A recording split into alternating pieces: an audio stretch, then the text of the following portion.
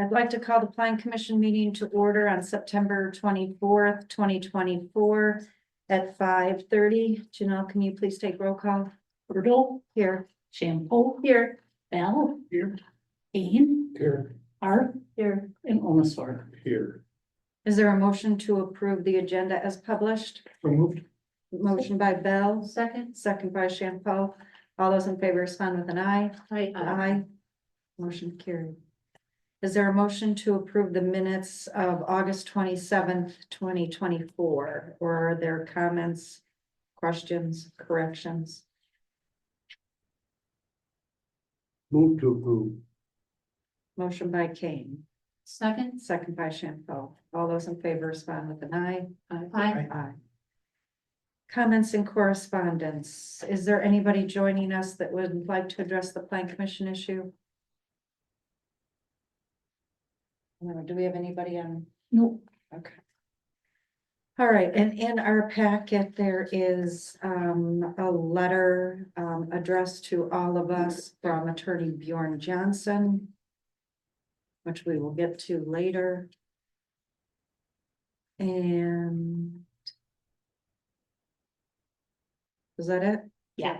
Okay. All right, agenda item 6A, development agreement amendment coming of age in Sister Bay 10275 Sister Bluff Drive. Okay, so the staff report is pretty self-explanatory. We had required the chase to be covered to break up the view of that long wall, and they're requesting that they be allowed to just have it as the same as the siding on the home. And then they're also asking for basically a porch over the patio, which isn't a concern, you know, it meets setbacks, there's no issue with that. The only, I was more concerned because by putting the chase back to, or whatever you want to call it, but by putting that back to white, that was something the committee had discussed and had an issue with, so I told Garrett, I said, Garrett, I can't let you do that, you gotta go back, you gotta amend the development agreement, you have to get that reviewed in front of the Plan Commission. So he did write the letter, or he is requesting we look at both. Like I said, I don't have a concern with the porches unless you do. I don't know why you would, but it's really the chase that's the issue here. Well, it says in your staff report that you had given them permission for the patios, but that staff would recalculate this figure in time for the meeting. Yeah, so what happened with, yeah, no, what I meant was they had permits, if you look at the original, on the slab, Right. they originally had approval for slab, so they're putting the porch over that slab. And then they're connecting that little connection that they're Oh, putting that's in all between that there. was. Was Okay. very minor. That was one thing that I would have liked to have recalculated to make sure they were still within the allowable green space. I'm sure they are. That was so minor, and I did not get to that Okay. today, but I'm not worried about the lot coverage. I said we should probably condition it if we approve this, just to make sure, since the calculation was not done. But then it's the roof above the patio, but they're just going over the existing patio, so Right. that part wasn't changing anything, and I didn't have a concern over that. It was just like I said, the code restriction that says you have to break up a long wall. So then in packet, you do have photos of what they wanted, or pictures, I'm sorry, copies of what they want to do, and then what was approved, so. Anybody care to comment on this deviation from what we approved? Good, bad, or otherwise? But we're not seeing it here. Well, I told Denise when we walked in, admitted you guys missed us, and that was, we wanted to say hello again. As you'll see in the renderings there that Denise talked about, the stone would be maintained on the base of the chimney. And for anybody that's sort of inviting to see, the chimney itself is there, so you have the protrusion from the wall, it's not just a blank wall. And the topper of the chimney is still there. Keep in mind, again, it's really a chimney by looks alone, it's a gas fireplace, so there's no actually a functional use per se aside from the stack for the gas venting. But the dimensions, the size, that has not changed, the height of it has not changed at all. So in essence, what we would do, and Denise was joking up front, the stone is freakishly expensive, as we found out. But we also just went there and we walked around it too, and I said, you know, there are things you find out when you're doing it, you start construction, you tweak, you nip and tuck, and it almost feels a little overpowering with the thought of stone going all the way up than it does here. We looked around the block to see what some of the Mariners Point ones had done, and very similar to what we're proposing. So we think it fits in, we think it scales nicely, and if we can reallocate that stone to the porch area, some of it, not nearly as much as we need there, but put some bases on that porch covering, I think it still adds a very nice touch and a product that we like about. I went over and looked at it, and with the tree cover and everything, I don't see anything wrong with changes.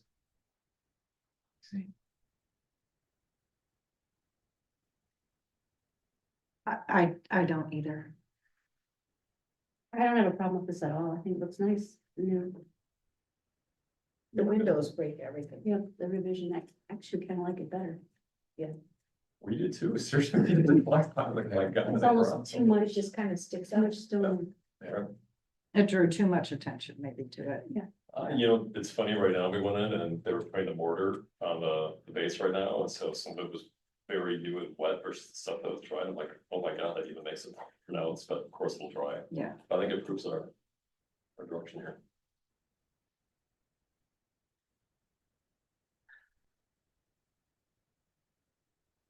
You need a motion to approve this?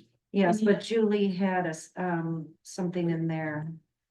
Yeah, just, If they want a sunny spot later and propose patios or decks beyond what is shown, but to ensure green space is not compromised, no future patios or decks would be allowed without a survey and as-built open space calculation. This should be a stipulation of any amendment to the development agreement. Make a motion that we amend with that stipulation. I got a motion. Motion by Bell, second by Champeau. All those in favor respond with an aye. Aye. Aye. okay, so now that has to go to the board.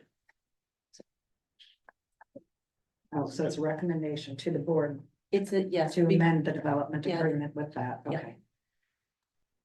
Okay. That's again Tuesday, October 15th. Yes. Wonderful. Carry on. Carry on. Yeah. You all, That's good. nice to see you again. Take care. Thank you. Agenda item number 6B, comprehensive plan work session. Okay, so Sydney should be on the call.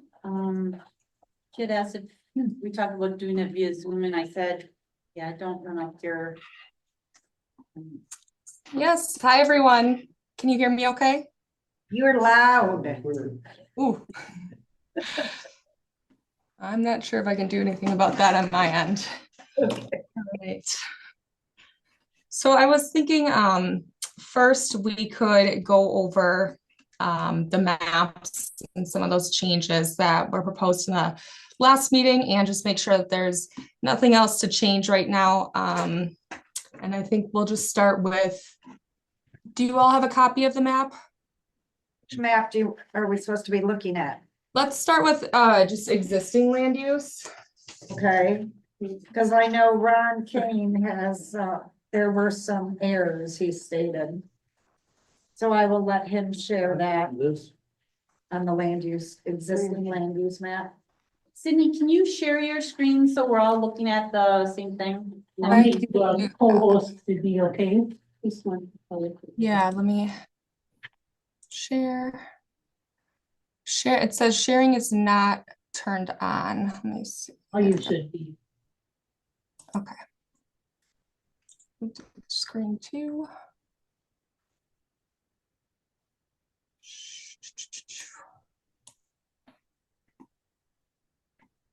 Okay. Let's get this over here.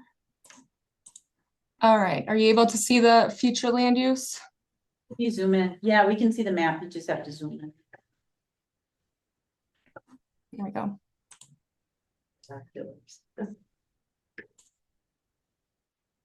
Okay. All right. So you said there's a couple errors, a couple changes. Number one, Peach Barn. That should have been. The Peach Barn is shown as being residential. Yeah, that's one change that we talked about last time, and I guess I missed it when I was proofing it. Okay, Okay, so that should be commercial. Yes. It's now a deli and brew pub. Okay, also on the corner of Northwoods and 57 is a vet clinic, not a residential house.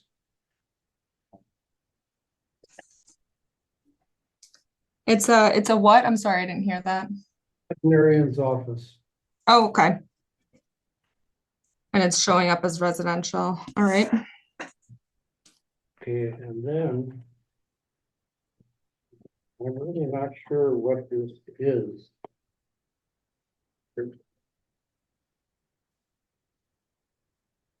Well, tell us what color it is first. It's a little green spot. Up by the red.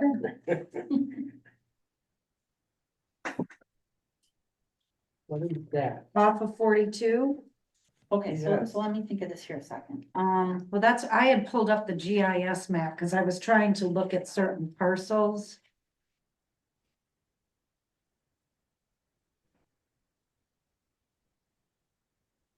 So Sydney, what he's looking at, I'm gonna try and describe this, on the north side of Highway 42, Mm-hmm. west of 57. No, that's the go-kart track. Is that the go-kart track or Is it green? it's recreation or the golf, mini golf?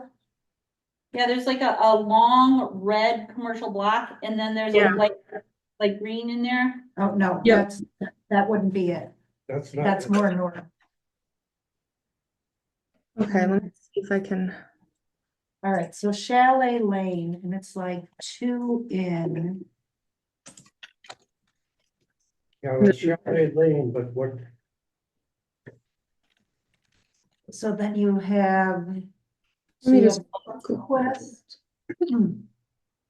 So that's the motel, Coach Life, isn't it? So, yep, that's what I'm seeing, the Coach Light. And then Pirates Cove is basically smack dab in the middle between Highland and Chalet Lane. It's picking up Pirates Cove, it's picking up the, Well, it's picking it up in the wrong way because the go-kart track is not showing that it's recreation. Okay, we'll move that over. So, yeah, it's the whole corner. Probably more than half between Chalet and North Highland. And then, okay, and then Johnson's Park, that's the mini golf. Okay, so from Pirates Cove Johnson over, Park is the go-kart, yeah, and then Pirates Cove, the mini golf. okay. okay, and then on Sister Bluff Lane, where these two gentlemen just left, you have it as park space and it's residential. yeah, that's because when we started the map, that wasn't a project, but it is now, which is why we're looking at it, right? Yeah, so on Sister Bluff, right behind Silver Birch Gift Shop, Mhm. where these gentlemen are currently building, the buildings are going up, 2 duplexes. So it would be Okay. multifamily.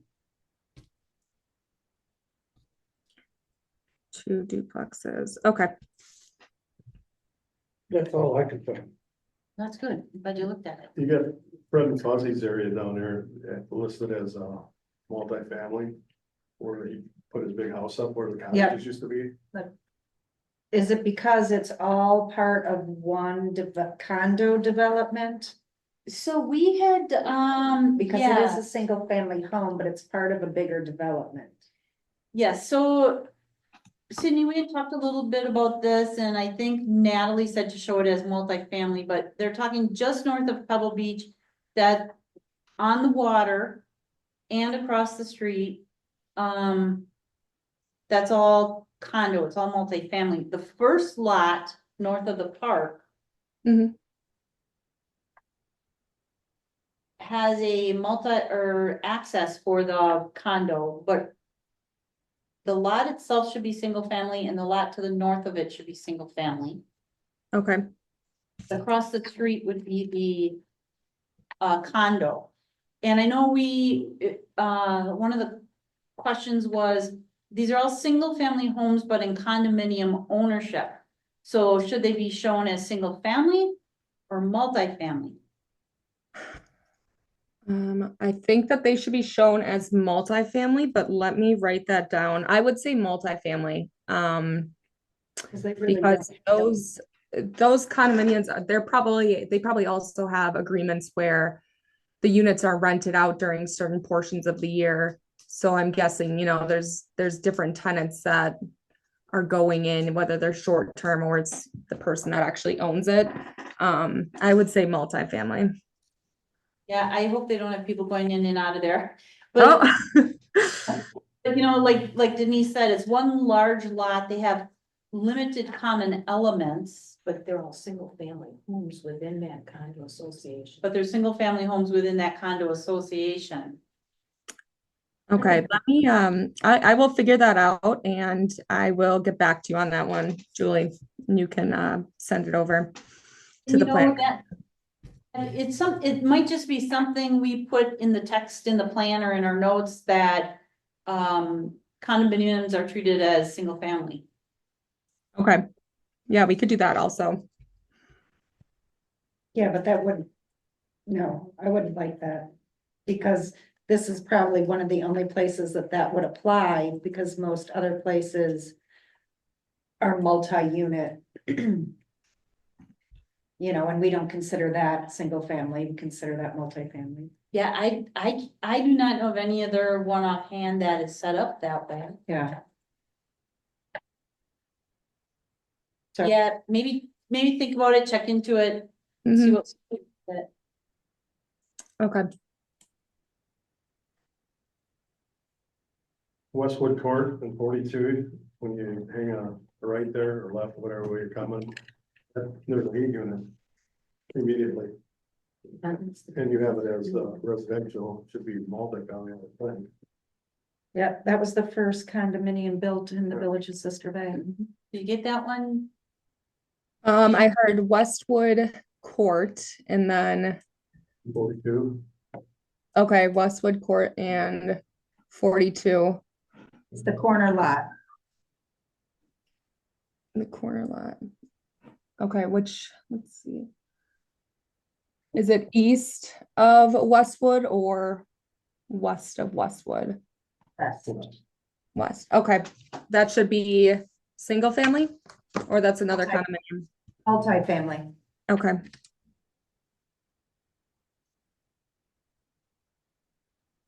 That's this one. Then there's a house across from the water tower behind Johnson Park, that's fairly new. That's listed in the natural area there. That's a good catch. I didn't catch that one, obviously. Yeah, we issued that permit within the last year. I never drive back there, so I don't know where. It's back, let me see here. I got a dog. Isn't it like right in here? It's that. Which other one did you have, Mitch? That, on the one on young work there, and then the last one on that Ava Hope Trail, are those gonna be multi? So, Ava Hope Trail, if you are Where it west of started? Northwoods, that's single family. And right now, there's kind of one that, so on Ava Hope, I know those are shown as vacant residential. They're vacant.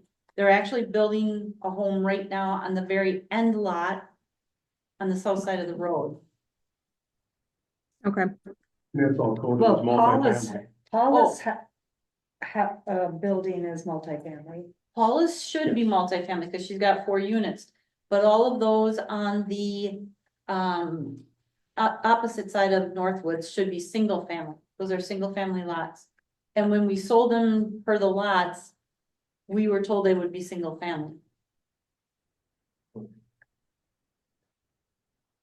We also said, you know, if that changes, come back, but as of right now, it's single family. So Is if that, this is all Stony Ridge or whatever, that's all multifamily. Did I just check the wrong thing and that's Cherrywood? Never mind, I'm too far. is that both sides of Ava Hope? Ava Hope? So, yeah, both sides of Ava, west of Northwoods, both sides of Ava Hope, those would be single family. Those are single family. Yep. Okay.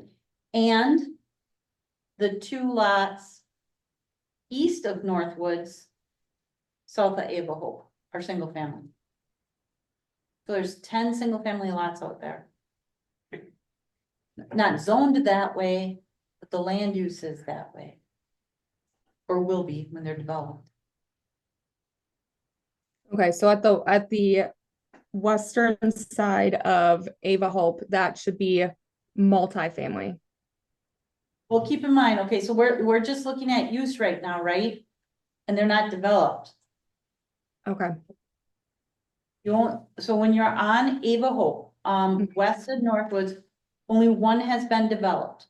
It is Okay. the last lot, it's the south side of Ava Hope Trail, the lot that's the furthest west, that would be residential. okay, And then when you go on the east side of Northwoods, only one lot has been developed. It's the 3rd lot in, or the 3rd lot east of Northwoods. On the south Okay. side of Ava, that would be multifamily. okay.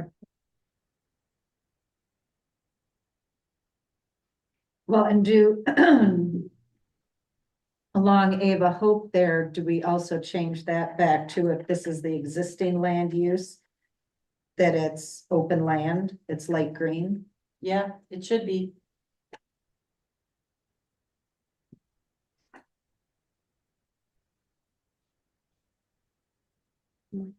Okay, And across the road to the lot that butts up to the pond, Would be open space. would be open space.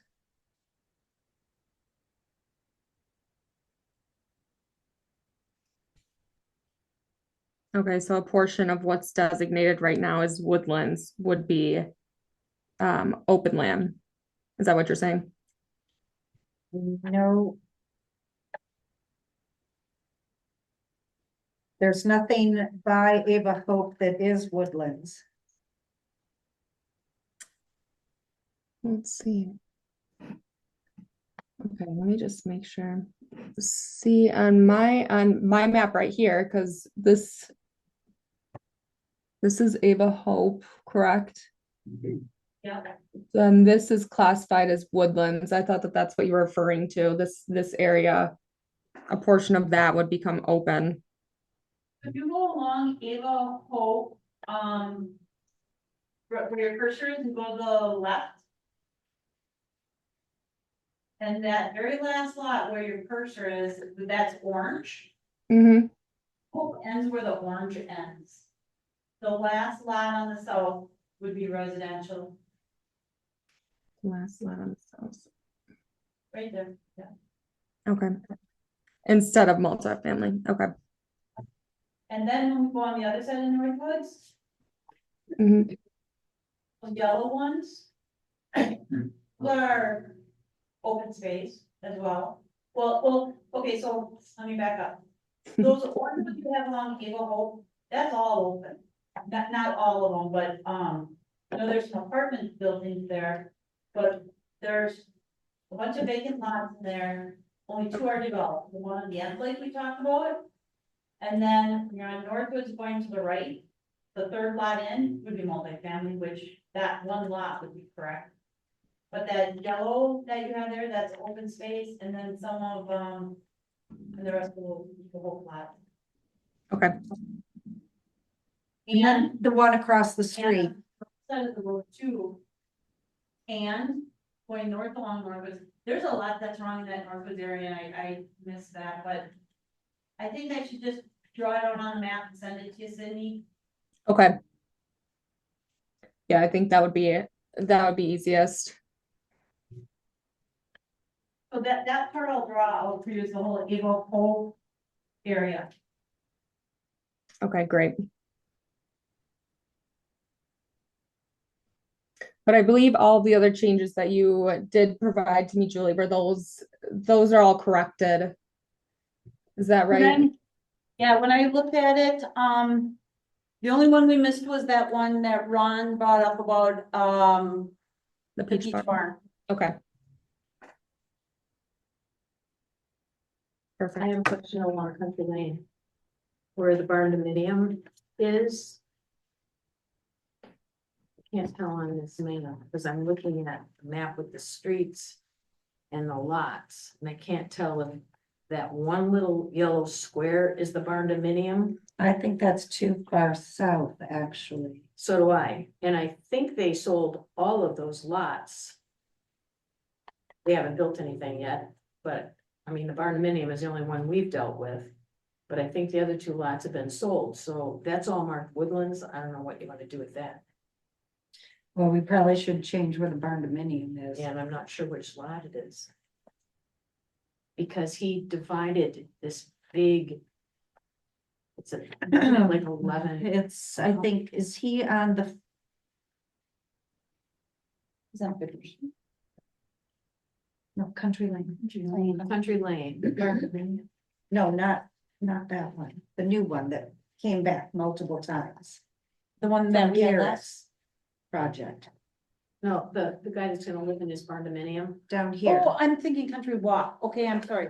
Country Yeah, Lane. yes, so on Country Lane, that still would be woodland because he hasn't. We're looking at, this one is existing, right? Okay, And he has not built it yet, okay. but that's a good catch, yeah.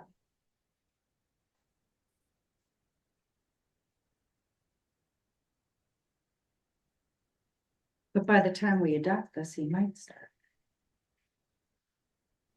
Yes, but. I haven't been looking at it that way because Okay. there's a lot of permits that maybe gets delayed a year. Okay. You know, look at Garrett. That's taken a year and a half, or Okay. Luna View. Okay.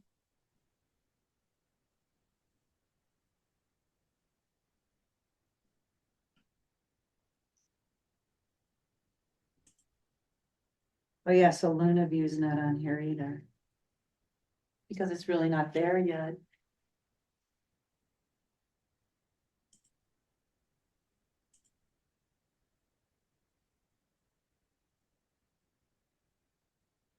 The problem we'd run into is if we did it based on what permits we've issued, if those permits don't happen. The map is wrong.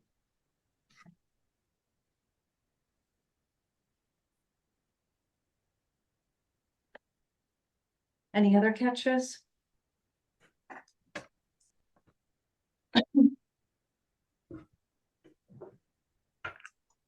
Okay, where do you want to go next, Sydney? All right, the next one I have on here is the. Oh, I'm bicycle- sorry, I had a question. So Oh. there's gray, it says industrial Mhm. gray area, is that the old quarry?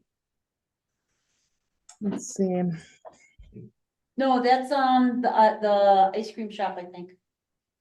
Or the ice cream warehouse. No, not this far back, I don't think. The gray portion off of 42. Yeah. Let's see. Let's pull this up. So I believe that is, it says Exxon. I'm just comparing it against Google Maps right now. Let's see, Sister Bay Warehouse, Exxon. My notes. Yeah, that's what I'm thinking, it's the Shopko property, which is not industrial. That's commercial.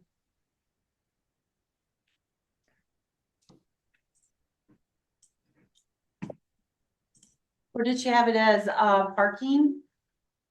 No, It's industrial. The gray. Trying to pull up some notes here. Would have the woodlands next to it. That's all parking.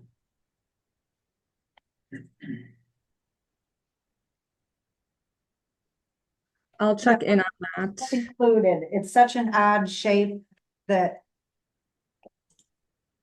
If you do look at it, this is all. All the green is the green here, and that little bit of red then is the old Nordor Clinic. So I think the green is correct. So I believe it's Okay, this okay. parcel right here. Can you see that? Oh, but. I pulled it up on the GIS map. I see where he's going with. Because you got So it's- all the green stuff between the parking lot. and Point to it on the Nordor map, Clinic. Sydney. Yeah. On the airport, I mean. Which is also a different lot. Talk about that one in the, your Natalie said it was zoned that way because of ice cream source is a warehousing facility. Something like that. It's a Julie, are you directing me to move my cursor? Yeah, yeah. Okay, sorry, I can't hear you out there. I can't hear you very well. I'm sorry. When we had talked about that gray one, I thought you or Natalie had said it was labeled that way because of the ice cream warehousing guy. Cause they do warehousing there. I'm not sure if Natalie would have said that. I did not say that, so it must have been Natalie, but I can check with her. Maybe it's because of, well, no, it can't be due to the parking space because that would be transportation. Here, that one meeting you were gone, Denise. You missed Well, it, you missed the meeting when we looked at I the don't map think the it should first be time. industrial, I just think it should be commercial. Should anything be industrial? No, So then we've also, I mean, like, I think we've got the Frontier building is identified as commercial, or as, industrial, which would be telecommunications. You look at the one on 57. And then across the street from there, I don't think that's actually industrial. And then there's another one, is that Cherrywood or? Oh, no, that's the barn off, is that the barn off of Bittersweet? Mhm. Sorry.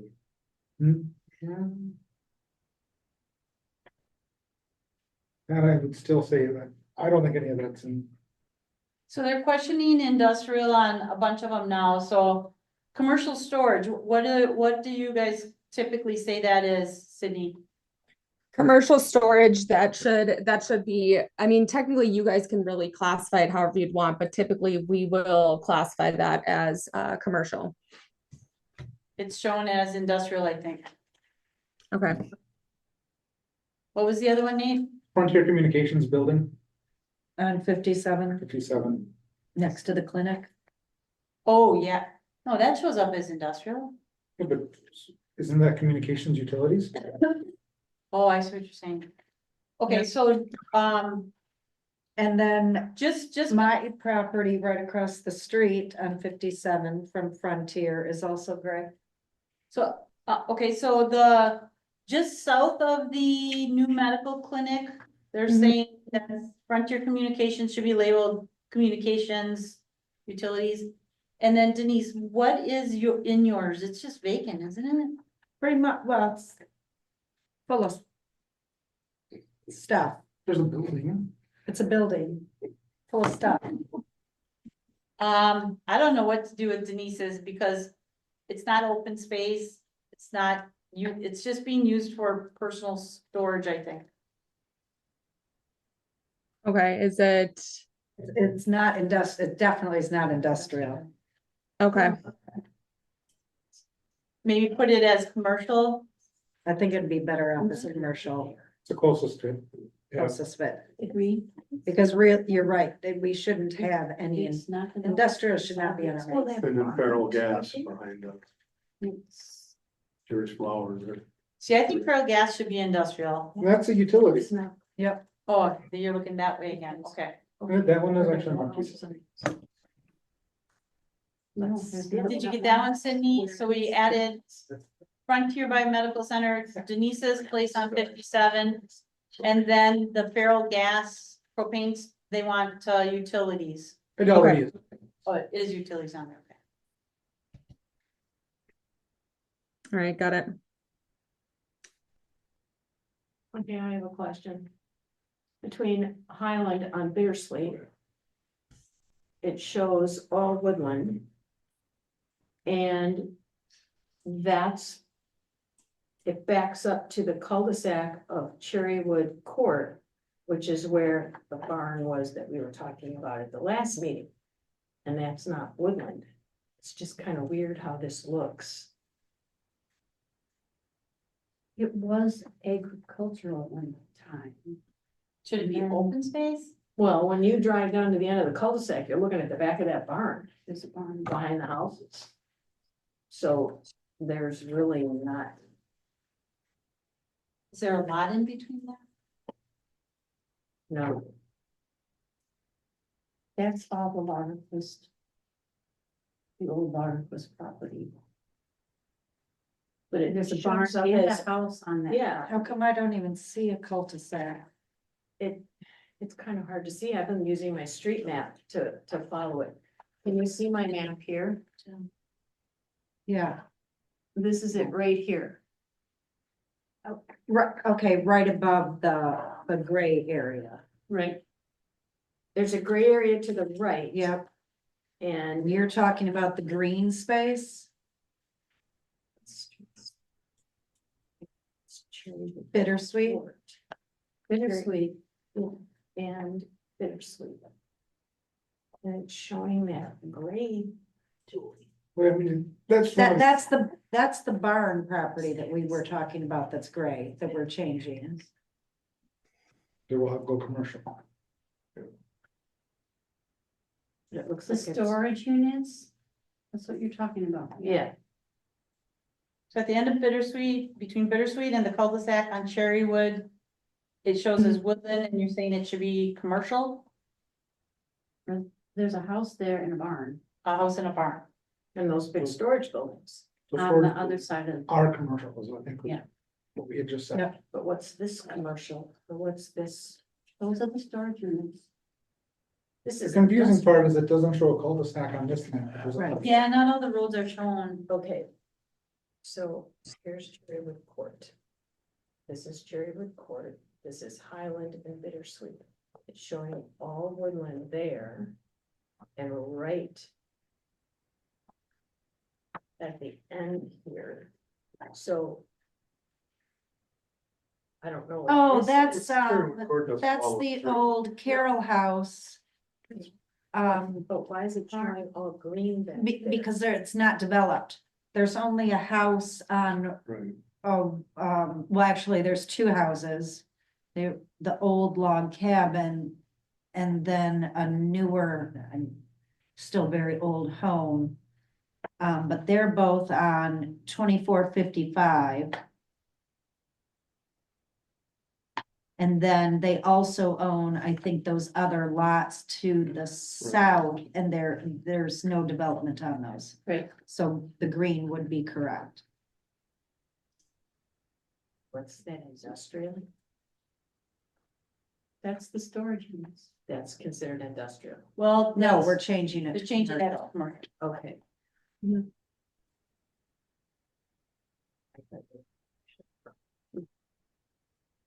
And not to jump around, but Cherrywood Court should that should be a cul-de-sac before you get to the green spot. You gotta go all the way through into to 42. Yeah, I mean, that. We're gonna have to look at the road. Let's catch that on the road map then. When we look at the So Oh, road yeah, map. I see that. Mm-hmm.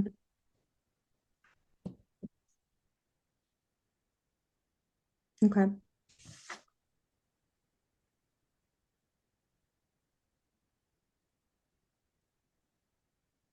see, the more we talk, the more we find. Yeah, That's good. All right.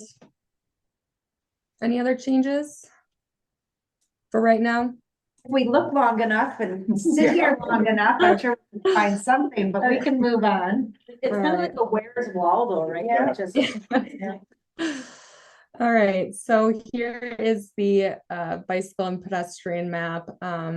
Mainly just bicycle routes around here, so and trails, but the solid colors are existing facilities and the dashed lines are proposed. So, I don't know, Nate may have a lot to say about this, but I'm thinking, should we not be showing on Country Lane? Or is this only current? There's No, current because and there's proposed on proposed there. also. Yep. Should we not on Country Lane, trying to show a future multi-use trail? We got the easement from Garrett. We've got one. We've got one, so we're gonna try to work on that in the future, so that should be a proposed. We could, when we talk about, future trails in the rec plan, we did not talk about one on there. I'm not saying that can't be added now, because we're still working on a rec plan as well. But if we want to do, and you're correct, we had them give us an easement in case we ever put a trail through there. But if this is our 20-year plan, then it needs to be on there. Do you think we'll have a trail out there in 20 years? That's not for me to say. Should we aspire to that? I mean, like, if Right. this is what we want. What's the yeah. purpose of the easement if that's our current vision and we obtained the easement, and that was a pretty big easement because it was a pretty big parcel. Mhm. Mm-hmm. I think it should show proposed multi-use trail. So let's just talk about. I don't think it hurts to have it as a proposed trail. You know, that could potentially help with getting funding down the road for the infrastructure by saying, you know, we've had this proposed for this many years, hasn't happened because of the lack of funds or whatever you want to say. So that might be, that's what I would do at least. That's what I would suggest. And we'll want to put one completely on the other side of Highway 42 as well. Well, I have lots of Okay. things I'd like to get to. I think anywhere we have a widened shoulder, proposed widened shoulder, we should just put a future trail because widened shoulders aren't real infrastructure. You're actually making things more dangerous a lot of times. Yeah, I don't like that. But let's aspire to that great locations. Let's just say that have it be a multi-use trail. So, on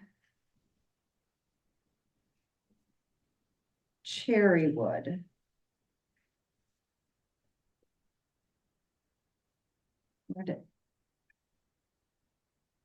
Do we want to propose a sidewalk or a trail there? Houses are, just because I was thinking, that we have sidewalks now on the east side of Stony Ridge Circle.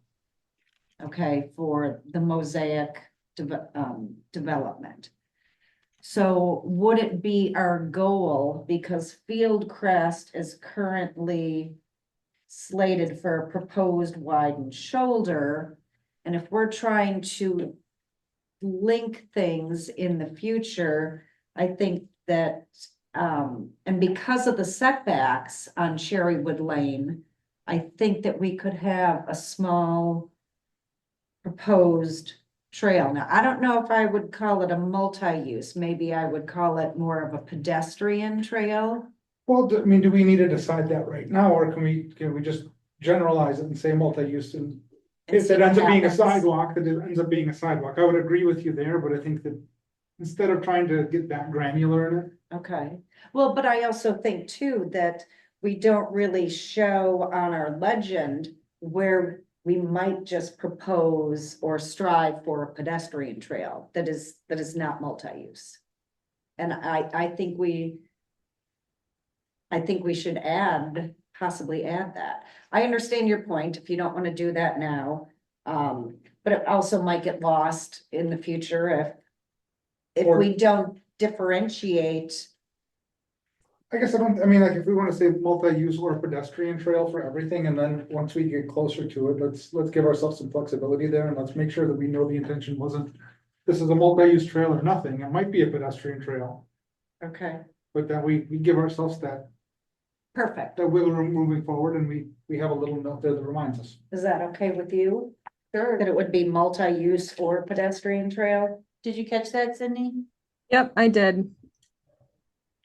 So do then you I want think- me to revise the legend to say multi-use / pedestrian, or just call it multi-use proposed multi-use trail, or would you like me to add a third category under proposed? Proposed multi-use / pedestrian trail. Got it. Okay. And And then remember, we you would can, add that on Cherrywood Lane. got it. I also think we really need Country Walk Drive. I also have that highlighted too. We, a lot of development. And we have that Yeah, from Mike something- to Myosin, an easement. And the lodge was supposed to give us one, when they put those homes in there. So, yeah, all along Country Walk Drive. So that would be on the north side of Country Walk Drive only? Okay. Well, north, and then of course, when it bends, it becomes the east side.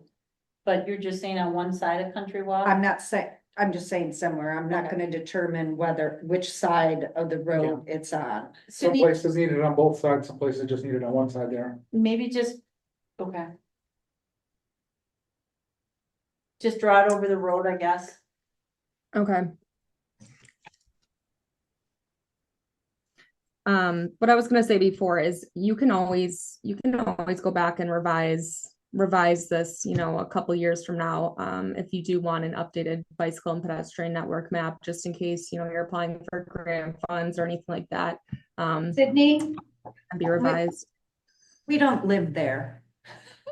That in 2 years, we're gonna come back to this. Well, I don't know, your original trail map was 2 years ago this time of year. Oh, Cause okay. it's when I started in 22, you looked at, not you, a different committee looked at it, came up with everything. And that's how we got this map. Okay, And 2 years later, where are we? We're okay. changing it. So I don't know. Only because it's in the comp plan. Yeah, And then I think my last comment on this map is that, we need to address something on Scandia from Bay Shore to our access from the Willsey property. It's very tight there. That road is narrow. I don't know what we do, but we have to do something. I agree with you, Denise, and we have talked about this in other areas, not we, but in other areas, because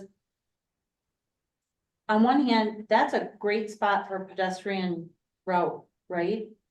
The bad thing is, it's also your tanker route. Right, I know. So do you want to put the tankers where you have pedestrians? But they're gonna be there no matter what. So this is the Yeah. same thing that came up when we talked about what was behind the pig. And the discussion of plan commission was, do we want a sidewalk because there's those big trucks there? Do we really want to encourage people to walk there? The reality is, they're gonna walk there. You need something there that much more because you've got those big trucks. You need to give a place for those people to safely go. I mean, I And they're driving slower on Country Walk than they are most likely on Scandia, Yeah. because they're almost to their destination, up in that complex. mhm.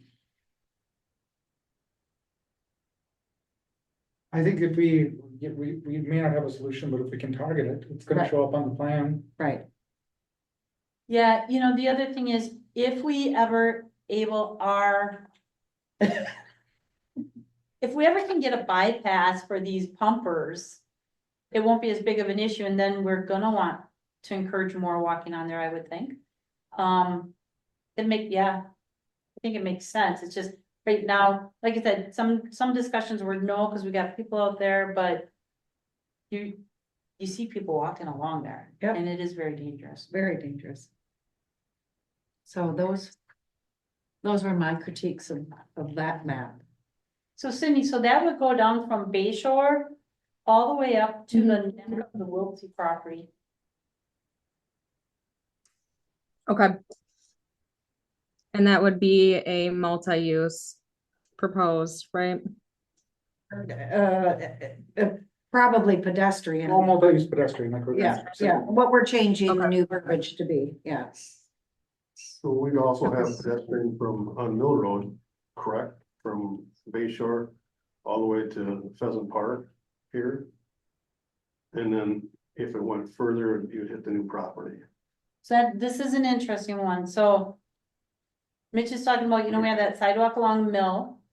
And it's not even close to the fire station. He's saying it should be extended out to the Lagerquist property. Interestingly, we had that in the plans and we were going to put sidewalks in a year ago, 2 years ago, Denise. I can't remember, and then the bid came in so high, so they decided to just resurface it. And when they resurfaced it, they said, now the road's good, we're not gonna revisit this for a long time, right? But you still Well, not should, that long of a time. That patch isn't gonna last forever. right, but there's other higher priority Right. roads now, of course. But it still should happen. Yes, We're working on that trail, hopefully through the woodland, through the backside, so people can at least get through there now. But you should have sidewalks along there. I agree. And lights, but that's not part of this. and something out to connect to the Lagerquist property, okay. Okay. Just a quick question. I thought Regent's Way is Regatta Way. No, is it really called Regent's Way? I'd have to look. Is that right? Not right. So then do we, On GIS. these widened shoulders, I think we should have those be proposed multi-use paths. Cause I don't wanna give up on Woodcrest. There's still so many people going down there, and then also it's important to connect Lagerquist. Just for future planning, I mean. That whole stretch of, all of Woodcrest. Okay. Get rid of the widened shouldered on Woodcrest and have it be a proposed multi-use Yep. / pedestrian trail. And I'd say also on Country Lane, because we do have some easements on Country Lane too. Well, you're Okay. also, the map is existing and proposed, so if it's existing as a wide shoulder, don't forget, you don't wanna get rid of that, cause it is existing as a wide shoulder, right? I don't see that as infrastructure. But this map is showing, where do you have wide shoulders? Right, Okay, but that's this is step for one. bikes and bicyclists and pedestrian. I'm saying that's not infrastructure, that's infrastructure for vehicles. And it makes it a little, I mean, I've talked to people out on Country Lane, it makes it a little bit easier for some people to walk there, but it's not. I don't think it's something we should list as pedestrian and cycling infrastructure. Yeah, so just to go back a little bit, cause I just wanna make sure we're doing it correctly. When we started the whole process, we had an outdoor rec planning and transportation committee who put that one as wide shoulder for biking and ped. And country walk. I think those were the only, and field crest, I think. Yeah, I don't think Maybe. it was actually to say we need to do something with infrastructure on these places to make them a corridor. And then, of course, when we worked on the rec plan, that carried through. Now we're on a third committee looking at this and we're changing it. So we gotta decide what we're gonna do, because this affects all the other maps that we do. Is it? Well, we can leave it as widened shoulder because that's what it is, but on top, but we're putting proposed multi-use or pedestrian trail on top of it, Next to it, right? Yeah, right next to Yep. it. We That can way do that. Is, Fine. but know what you gotta do. Yeah. Would you like me to add the proposed multi-use / pedestrian next to all of the widened shoulders that are identified? So Country We already Lane. talked about Country Lane adding that was like the first conversation we had, and now we're on Woodcrest. Okay. So Yep. one thing we haven't talked about is Flint Bridge. So I heard from Bud from the town last week. they're gonna be doing work on Flint Bridge and they said, do you want to partner again like we did on Country Lane? And I'm guessing we would do the same thing we did on Country Lane on that one. So we'd probably want to show it. Now that one doesn't have the wide shoulder already. So that one we probably want to show as. It shows proposed widened shoulder though. And I Okay, think we that's should, probably how we talk. let's just say proposed multi-use Yep, right there. same thing there. There's a tremendous amount of, I mean, like that campground has a lot of people coming in and out of there. Yeah, it'd be a I'm great, sorry, which roadway was that? Well, it's not, the name is not on the map, but it connects Country Lane to the south and Woodcrest. it's Okay. the southernmost road going east-west on the map. Oh, yep, I see that now. Okay.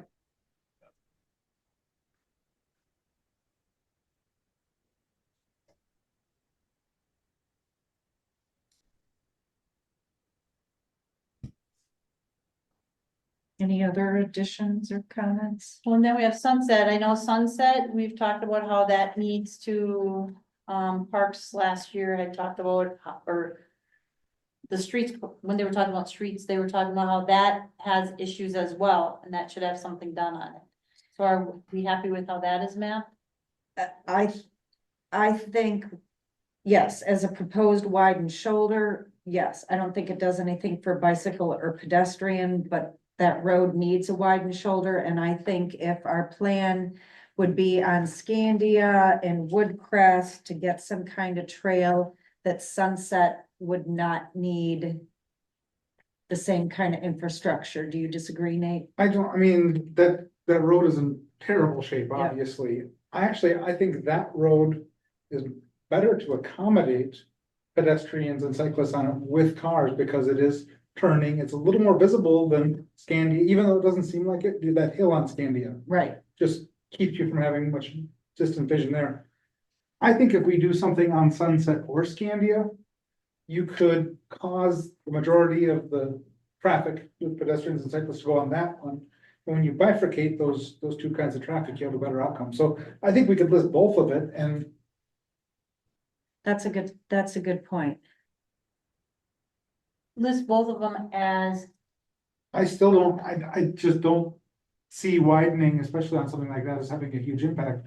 So I would say let's list them as both a multi-use trail, and that might be putting a sidewalk on one side, and you know, we don't know what that is, but realizing if you do one, you might not need to do the other, you might have time before you have to do the other. And it might make then more sense that the people coming here come down, they cut here. yeah. And Put would on not Sunset do instead of this. Scandia. Yes. That is a good idea. This is just a thought. There's so much pedestrian traffic on North Winter Drive.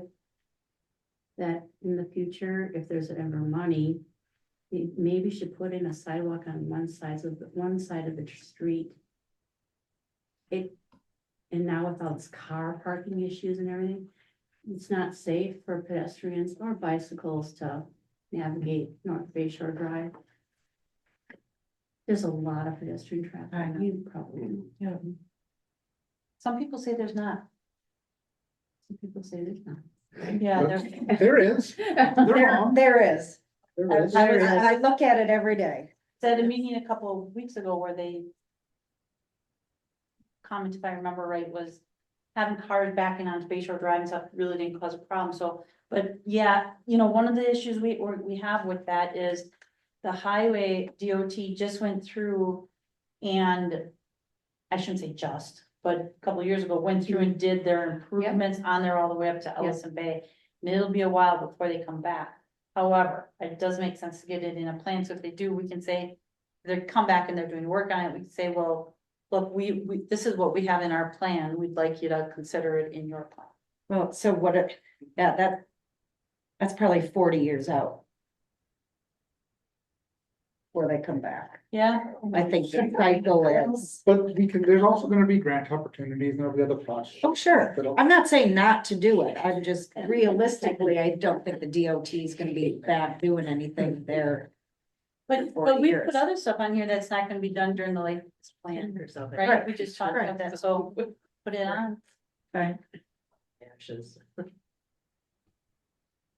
I'm used to just, if you're doing a 20-year plan, you look at what's gonna happen in 20 years, but you guys have said you wanna do long-term, so put it on. Well, when it's done again and some of us aren't here, they'll have all of our notes. our ideas, and they could say, oh, this is done, this is done, this is done. So you're saying from Scandia to Hill, Patrice? No. To the north, Scandia, I mean, that's our boundary. to so- Hill, yeah. Do we want to try and go further if we're just aspiring for this? Or do we just want to say Scandia? But No, further North Bay Shore where, Drive, what I'm talking about goes all the way to Hill. So I'm saying, like, do we say from Sunset? We. Yeah. We but pull we that already to have Sunset. sidewalk there. sidewalk ends, right? Sunset? No, It's on the other side. Oh, of the street, ends isn't it? at your gas Yeah. station. So, okay, I see what you're saying. You want the connection to hit where, okay. We still get. Okay, so from the north side of Sunset to Hill on North Bay Shore. oh, from Scandia to Hill. Okay. Still get a lot of complaints on Spring. North and south. And Spring is a tough one, because on the south side, we don't have uniform right of way, we have. People owning to the center, and then maybe we don't, so it's extremely difficult to do any work on that road. What kind of complaints are you getting from on Spring? Too many cars are too close, they're from people that walk. Cause I actually Then found, they should be using the sidewalk on Bay Shore. And actually, at Parks, we talked about the intersection, how. More so when you pull out onto the other streets, but how it's difficult to see when you pull out at some of those intersections off Spring. Oh, Louise still has to get in the bus and drive us around. Right? Yeah. At Parks. Yeah.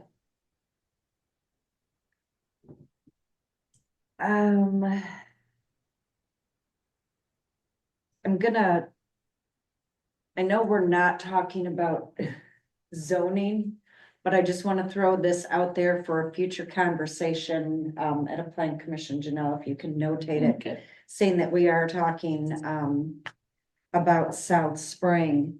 And that is when I was working on B2 on the discussion that we're gonna have with the overlay, and South Spring is in the B2. I'd like to have a conversation of taking that out of B2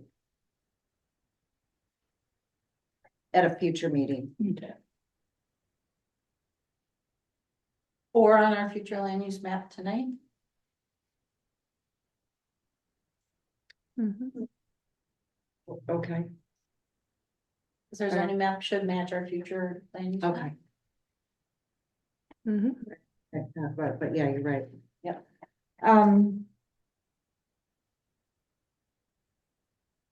So are we good on that map? think so. Okay, excellent. Okay. Moving down, community facilities. I did notice right here that number 19, the Historical Society, that needs to be green, so we'll make that change, but looking to hear from you guys if there's anything else that you would like to include on this map or remove from this map, or make sure also that all of these locations look correct this time.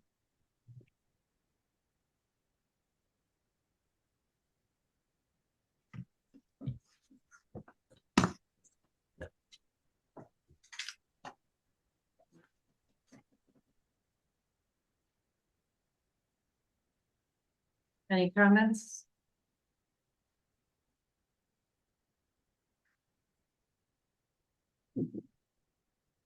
You're No, looking at me, I- Rod, you're not, I can't read your mind. No matter how hard I try. Always wondered. It's listed as a community park, but the swamp pump area. I mean, nobody goes there. it's rather off limits to everything. And why is it? And you'd have to, unless you accessed it off of North Spring, you'd be trespassing on somebody else's property to get to it. Well, there's a parking lot there.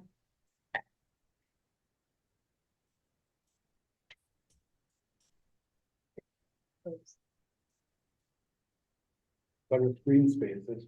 There. That's good. You can be sure drive and North Spring, so long, skinny. It's wet. We have to pump it out. It's one that I thought we should have a little wooden overlook, so people could That go one. listen to birds and dogs and stuff, but it was. And we said no to And that. they said no. Yeah, there's a nice pond there and everything. I agree. We have a whole bay. You don't have frogs and. Kids that don't watch that.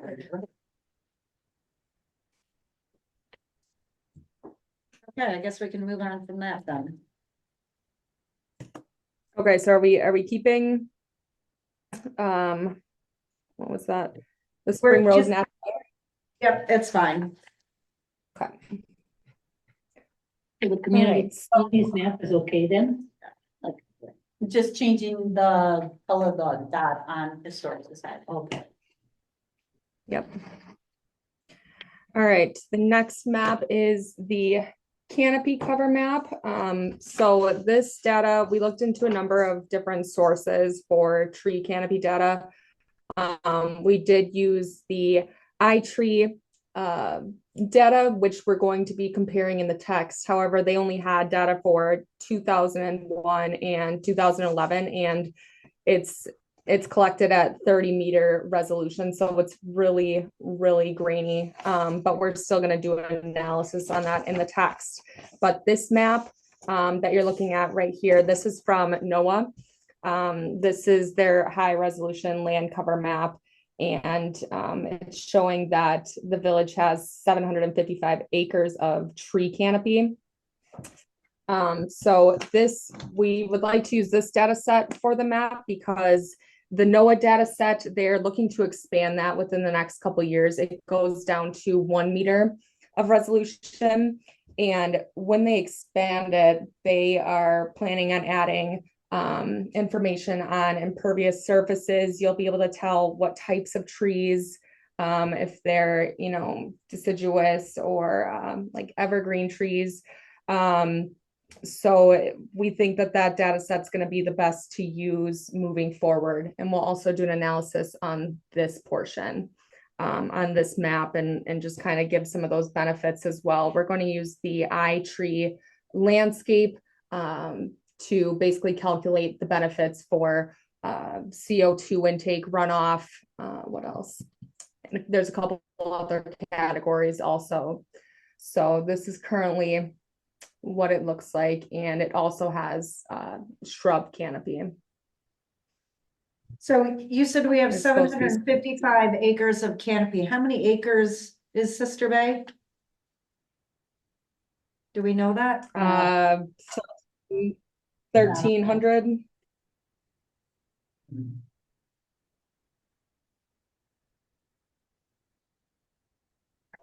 1,300. It's the tree canopy. So I mean, it's looking at this entire area. So it's not just, so this is 1,300 acres right here. And it's taking 750 is just within this jurisdiction. And if I can find my notes from the That's fine. I wanted to iTree. know if we knew what the total acreage was of the village, that's fine. I thought we were 970. That might have been before lot request. Sydney, are you gonna include that data that shows our rank in the county and how bad we are? Yeah, so the rank that we have, that's from the iTree. Yeah. That shows out of surrounding jurisdictions that the village it's pretty low. I think like 24% of the village is covered, whereas if you look at surrounding municipalities, it's upwards of like 60, 70. Because I think that's good for people to know, because somebody could look at that map and go, I just did. yeah, why are they regulating trees? We got all these trees. You really don't. 1650. You really don't. You're actually in a bad position as far as tree canopy. So, okay. Part of that just because so much of it's agricultural land? Yes, there's yeah, there's And a lot has been here. removed. I mean, Sydney, do you have all the old historic air photos up there that you could show or no? Julie, we don't need to Okay. do the deep dive. Okay. Um, But when you do compare, you can see exactly where, I mean, the bluff area, that was all trees. I mean, Yeah. it's just, as you develop, it's just disappearing. So, Nate said that Sister Bay's total acreage is 1650. 2.54, 1651. And that's not including the water. It's just land. Let's Oh. see, on the land use, we have 1,752 acres. I was going in there, just a random internet source that had it. Okay. All right, so around 1700. I don't have a pencil. I keep having to scratch out and write a new number. I'm sorry to go back, but I hadn't scrolled down to my page. On the community facilities map, did we want to put the community garden in there at all? is it existing or, The community gardens? oh, yeah. Well, I don't know.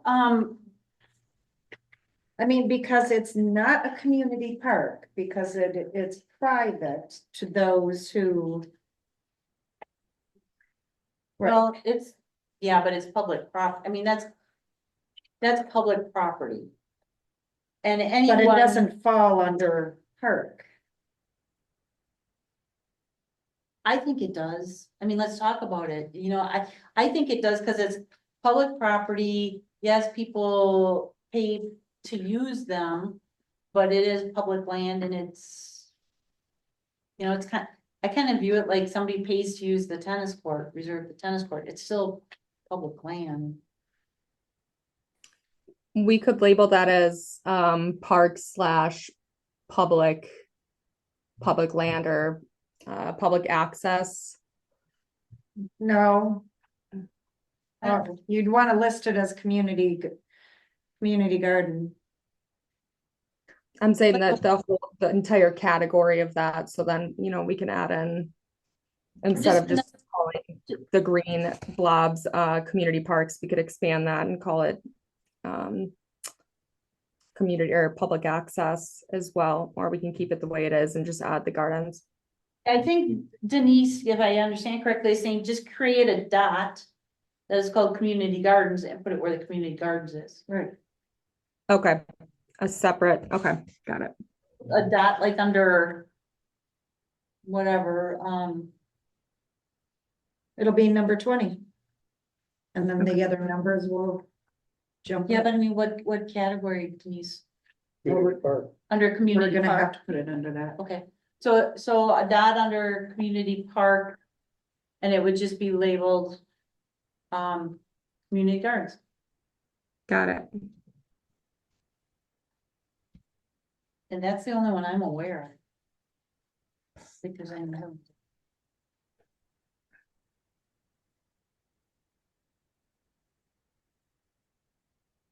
Okay.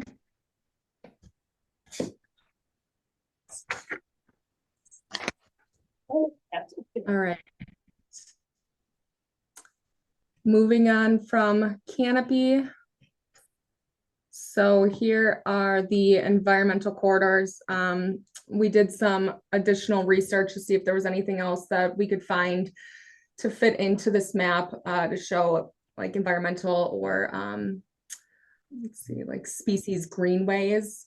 And we were not able to find anything else that existed within the village. There's some spaces, some natural areas outside of the village that would be classified, but as of right now, we did add a tertiary corridor, which is imperiled ecosystems.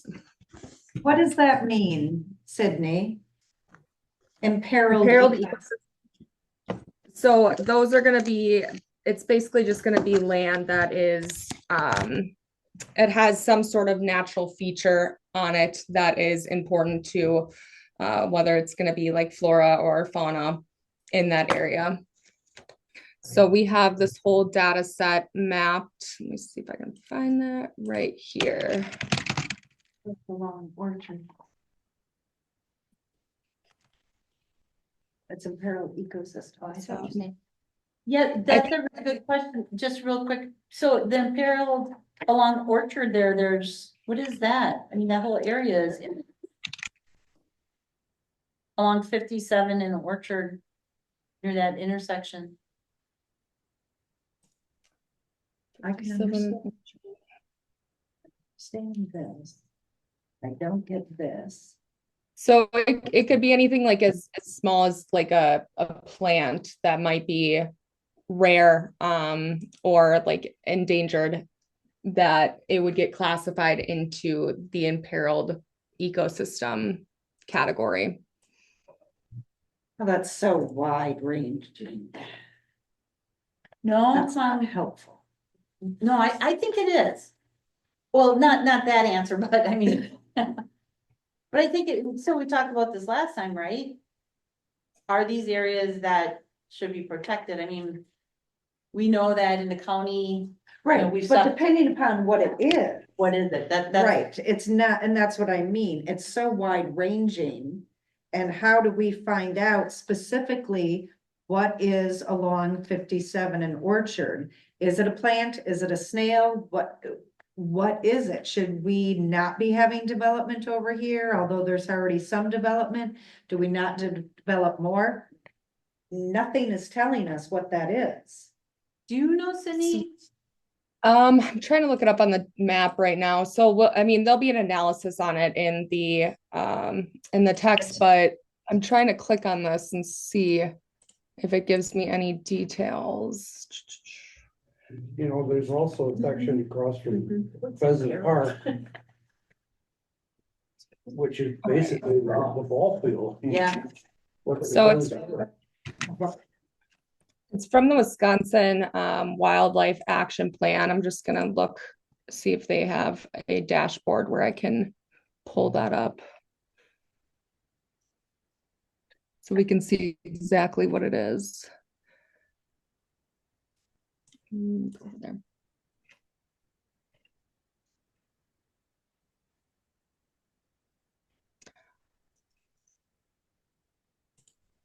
I'll figure out from Natalie.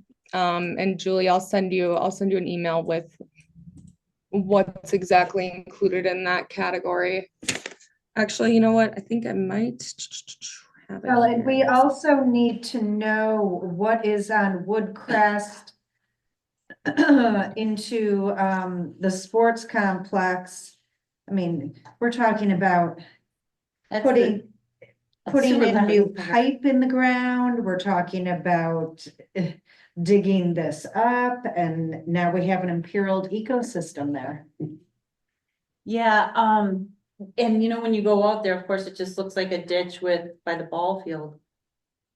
I'm wondering So if we it's picking need- up what was there before we changed it. So there's not necessarily like any rules or regulations about developing in these areas. It's just recommended that these areas should be preserved. That's where like the tertiary, secondary corridors come into play. So both of those, there's no requirements, but it's highly recommended. Yeah, for the heck of it, see if you can find out or kneel down on that. Yeah, sure. There's also like 5 different categories of imperiled ecosystems. So I can figure out if it's like critically or apparently imperiled, and we'll make that map note on the map as well.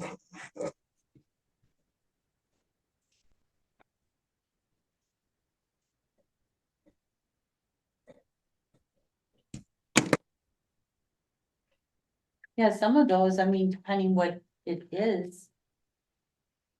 It could really steer development. I away mean, from that. we all knew about this, but I don't know that I knew about all of this. Here on the corner I did, but not over here. So she's looking at between Bay Shore Drive and Spring at the county's pond park. Not that, not just that green space there. And south to, It kind of runs into Al Johnson's their pond. pond. I wonder if there's a culvert, not culvert, but lower area. Or maybe there's like some type of amphibian goes back and forth through there or something. I don't know. It'd be interesting to see the data, yeah. It also could be, it could just be like the ecosystem type according to the wildlife action plan. So it could be like a certain type of tree, that's important for a certain species. So that's probably what it's classifying it as. It might just be a tree species that's there. I think it actually might be Yeah, are in these three locations. boreal fen. I think that rings a bell.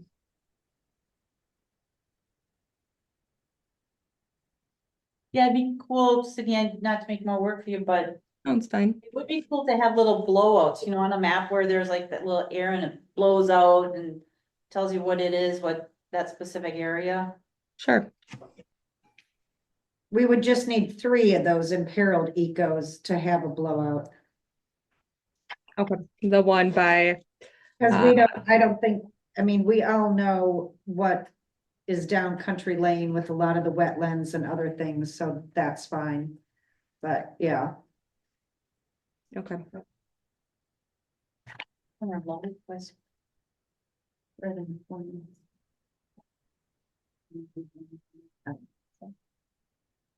Okay, yep. So so it's S2 imperiled ecosystem. So that's going, yep, it's the boreal rich fen. And that's the only type of imperial ecosystem that exists in the village. And there's 33.7 acres of that. So that would be all of that yellow. then add it to the legend. Got it. Yeah. All right. Okay, got that one. All right. Can we move on from this?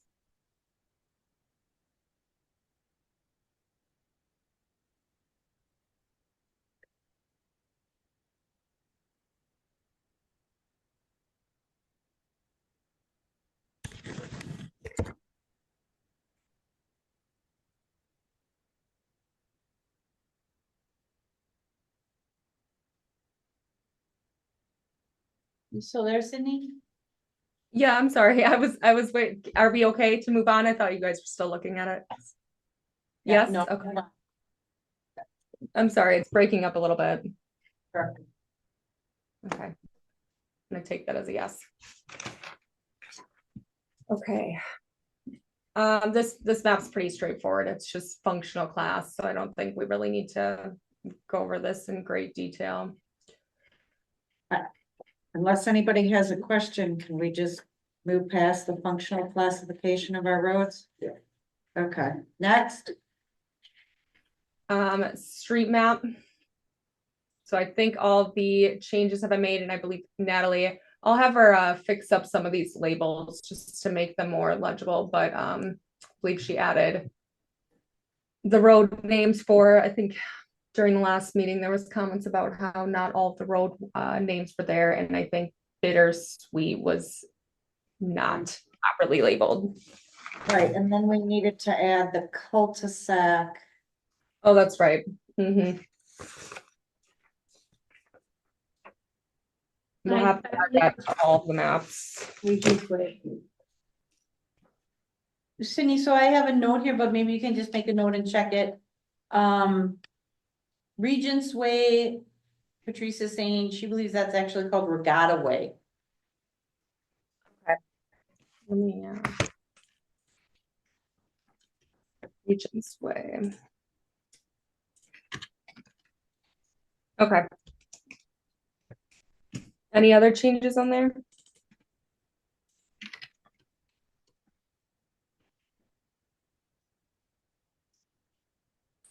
Yeah, I'm seeing that in Google Maps that is Regatta Way.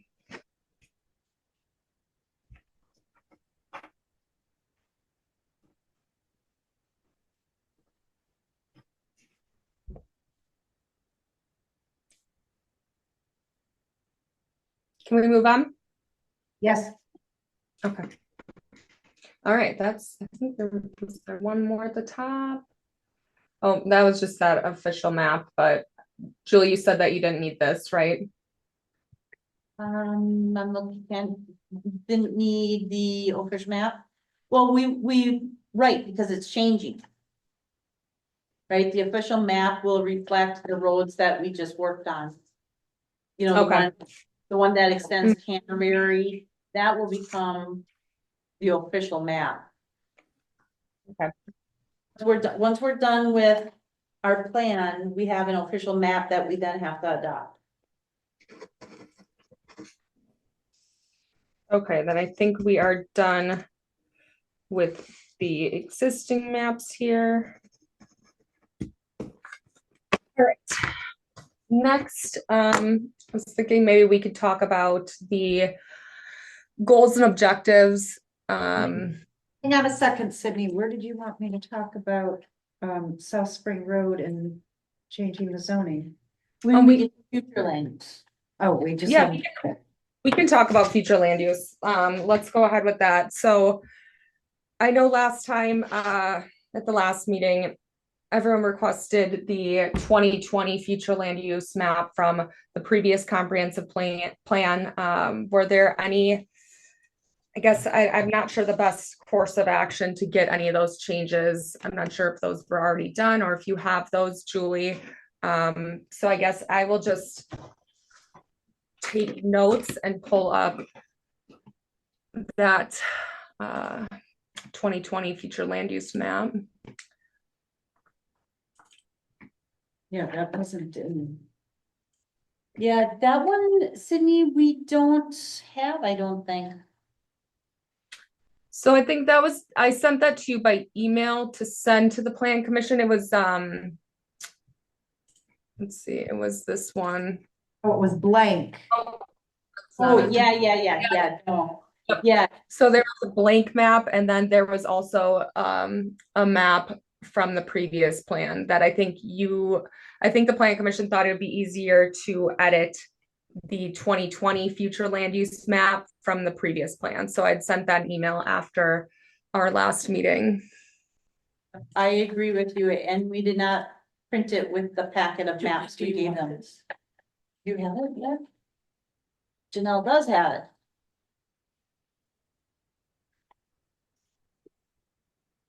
Is that? Oh, It was from an email on September 6th. so Fine.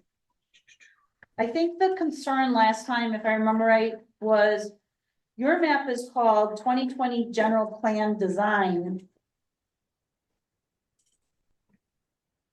Yeah, that's what it was called in the previous comprehensive plan. So I just took that map out and sent that over so that it could be marked up. Trying to find it here. Land use. There's an email that Julie sent on September 6th, if that helps Sydney. Yeah, so this was the map that the plan commission thought it would be easier to edit this for the future land use to 2043 or 2040. And But we didn't get it. okay. September 6th. But I mean, Oh, in fact, that's. Yeah, it was emailed, but we didn't print it with this last pack of maps. Cindy, what do you think about this? You know, I understand the general design, it's clean, it's very, makes sense. I think, in my mind, it's easier to take the existing land use map that you're gonna tweak and revise. Mhm. And then they look at that and say, okay, this is the way it is, but this is what we don't like, like we heard, like, no, we know it's industrial here, but we don't want industrial in the future. And kind of those areas that they have issues with, or not issues, but concerns with. Actually, this would be easier for You me, think so? for me. She I'm- thinks the general design would, for me, it's easier the other way to say what's there because, Don't let me follow. because I don't want What to do you ignore think? what's there. I think it would be easy to say, well, I don't think this should be Yeah. single family anymore. Yeah. Okay. You, Hey, they like the general design map? The way to do it that way? Okay. And we could even take these land use codes on here and put a transparency layer over them so you can lightly see the color. And you could mark it up, use different markers to mark up what kind of land uses you'd want to go over that. And you can always just refer back to the existing land use for this plan. How about, for right now, Cindy, how about if we print this off for the committee and we get it to them? To look at and make changes so they can actually look at it in detail. So everybody has a big copy they can have in their hand. Okay. Do we have time to do that? Yes, if I get an amendment, right? Yeah, yep. If there's an amendment, that'd be all fine and dandy. And you're saying of this 2020 future land use map, this is what the plan commission will use. Well, what they're saying is the 2020 general plan design map, Mhm. they want, my understanding is they want us to print that off big, like 11 by 17, like we did the other maps. Okay, yep. And then they'll look at it and revisit it at the next meeting. And Okay. then my question was, do we have time for that, or do I have to get a contract amendment? From, Yeah, we would definitely need a contract amendment from Wisconsin Coastal Management for that. okay, And Right. honestly, we would need one anyway because it's at the end of the month. Typically like the last plan that took 18 months, and typically, these plans take at least like 14 months nowadays for us to do, and we are just hitting the 1 year mark this month. So there's an issue with coastal. we knew when we did the contract, we were pushing it, so, okay, I will look at the coastal management grant. And get that amendment. And then I have to look at your grant and your contract and see if we have to amend that. Yep, I'll take care of that, Julie. I'll send that to you an email, and then I'll also send you the draft amendment request. Okay, good. Okay, so then so that gives us more time to keep working on this. So then what staff will do, what Janelle will do is print the general plan design map, 11 by 17, and get it to all committee members. And they can look at it and say, what do we want it to look like, in the future? well, and they'll also have to And- add, Yeah, you'll have to add Wiltsey on there. Yep. Yeah, believe it or not. So we originally created this map for the land use exercise. So we thought, that the plan commission would be looking at the 2020 general plan design map as well as the existing land use, and kind of just, mark up where they would like to see land uses. So down here, you'd be able to color code each of these different land use categories and then add it to the map. Is this something that the plan commission do not want to do this? You'd rather just use this map? We'll add in the additional properties also. We can transfer all of these land use categories over, and we'll add those other properties. But would this be handy to anyone? no, not No. me, Okay. much work. Okay. Yeah, I think Not that I'm, I don't mind work, but it's so much easier. to see what's already, plan. And know Yeah, what to you should color change. all that in if you're not changing anything. That to Sure. me is a waste of our time. Okay, if I'm not at that meeting where you're discussing the future land use, I'm going to send you also, Julie, just a list of things to consider. So that you're thinking of, what would be important in certain areas when it comes to economic development or environmental resources. Just a couple, I'm not sure, not really questions, but ideas to keep in the back of your mind. So that will be attached to this updated general plan design, if that's okay. Okay, and then we'll have everybody hang on to the maps that they have, so we don't have to so you have those as a reference. Okay, Okay. I think the only map we have to talk about then is the extraterritorial today, and whether we want to exercise that right or not. Yeah, it's 7 o'clock. Can we do that next month with that? We can, if we're gonna extend the contract, yeah. You okay with that, Cindy? Yeah, that's fine. That's totally fine. And then the other item I believe that we were going to talk Wait. about is But maybe I guess I should ask the plan commission. Do you want to have that conversation? Are you interested in asserting extra territorial? I think looking at what the future land use is gonna be abutting the edge of the village is kind of dovetails into that conversation. Okay, all right, next month I then. think we already. Okay. We should, but Okay, after we have a future land use. go ahead, and- Sydney, I'm sorry. Oh, that's okay. Then typically you're also going to plan for the land use that's outside of your jurisdiction, up to 1.5 miles. So I can also add a buffer around here. We can have a separate map. We already have a map of that. But it's not on your future land use map. Oh, it's not on the future land use map. Okay. Right, so we can add a buffer around here, a 1.5 mile buffer, and if you would like to plan for that area, you can categorize land uses. Sydney, how hard would it be to take those old proposed roads off that map? Put the new proposed roads on that map, put the buffer on there?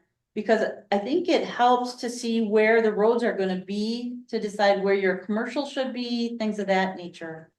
Yeah, absolutely. I think I'll just have Natalie use the existing land use map and then save as with these categories. She should be able to pull these out and overlay it. Okay, all right. So what I was going to say before was, I think there was the last thing we were going to talk about also was the land use goals. Is that something that we got to? I know we had the other goals, all of the other goals were reviewed and revised, but the land use goals were the last ones to go over.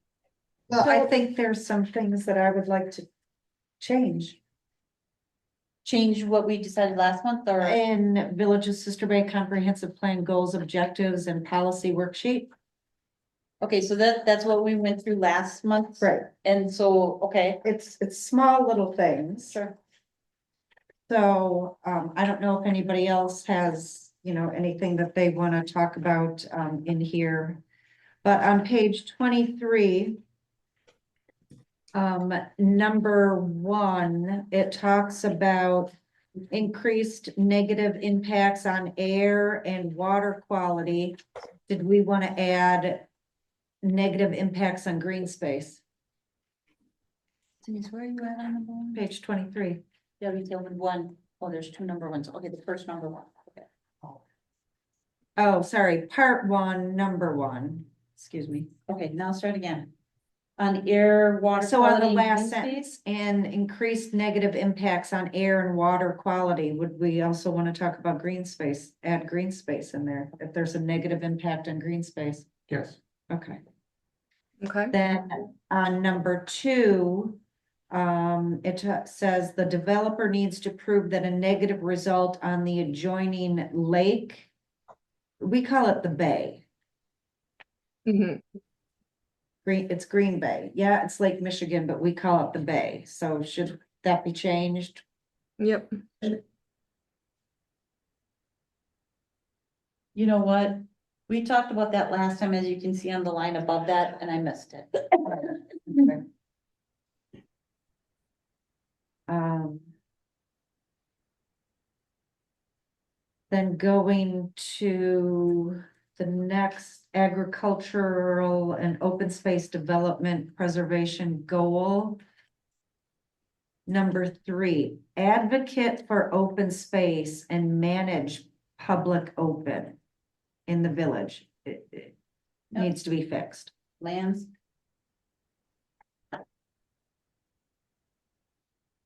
I think I crossed off lands when I shouldn't have. Okay. All right, page 24. Objective number 1 under parks and recreational land goals. Ensure well-maintained recreational sites and trails.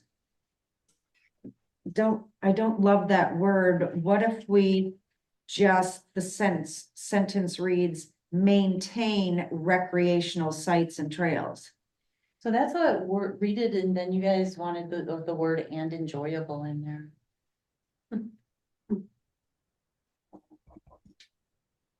Yeah, but I'm talking about getting rid of the word ensure and well. Maintain Oh. Objectives, recreational. maintain recreational sites and trails accessible to pedestrians or bicyclists of all physical abilities. I think we just want to maintain them. Everybody okay with that? It was Yes. just, it was just weird. And and then what you added there that's underlined in red, accessible to by, By, yeah, by needs to go, just a typo. On page 25. The first number 6. Again, it starts with ensure commercial and service-oriented developments provide affordable housing for the employees demanded to sustain their operations. I think we should get rid of the word ensure and require. I know that's really a big step. And then remove the word demanded to required. Require commercial and service-oriented developments provide affordable housing for the employees. Required to sustain their operations. Now, there can be some debate on that first require. How about the second one becomes necessary? Employees, that's fine, necessary, that's good. I understand why it's a big step and I'm good with it. So Sydney, I'll do the same thing we did last time. I'll just tweak this original document and send it back to you with the edits. Okay. But I would also say there's some changes we need to make sure that that's feasible. Because we can't, okay, I'm not gonna go Yeah. into a speech. I'm okay with require. Nate's okay with require. It's a huge step. But we can't continue to allow development that requires employees when we have no employees for those businesses. Because we have no housing. And so the whole thing is, it's the vicious circle. We can't pull from outside of Door County unless you already live here and have a place. We can't pull you from beyond maybe Sturgeon Bay, unless you wanted to drive up from Green Bay, but that makes no sense. So, okay, required is. Okay. Chapter 4, economic development. Number 2, manage development to preserve Sister Bay's small town. I think we got rid of small town in a variety of other places. I think we just kind of went to character because I think we've lost a lot of our small town. Okay. And then number 4, promote a variety of full, comma, part-time, comma, permanent and seasonal.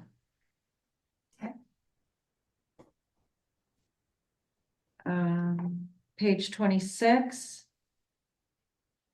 Chapter 6, Utilities and Community Facilities. Advocate for adequate power and telecommunication facilities to allow for the controlled growth of Sister Bay. I just don't understand that sentence. Yeah, if I remember, the conversation was, it said provide. And we said, we're really not providing anything. So then I think the conversation was use the word advocate. Okay. Just facilitate a better fit there. Yeah. I think so. Yes, thank you. So actually, Julie, yeah, never mind. That it does still say advocate. So like you'd like to change it to facilitate? Yes.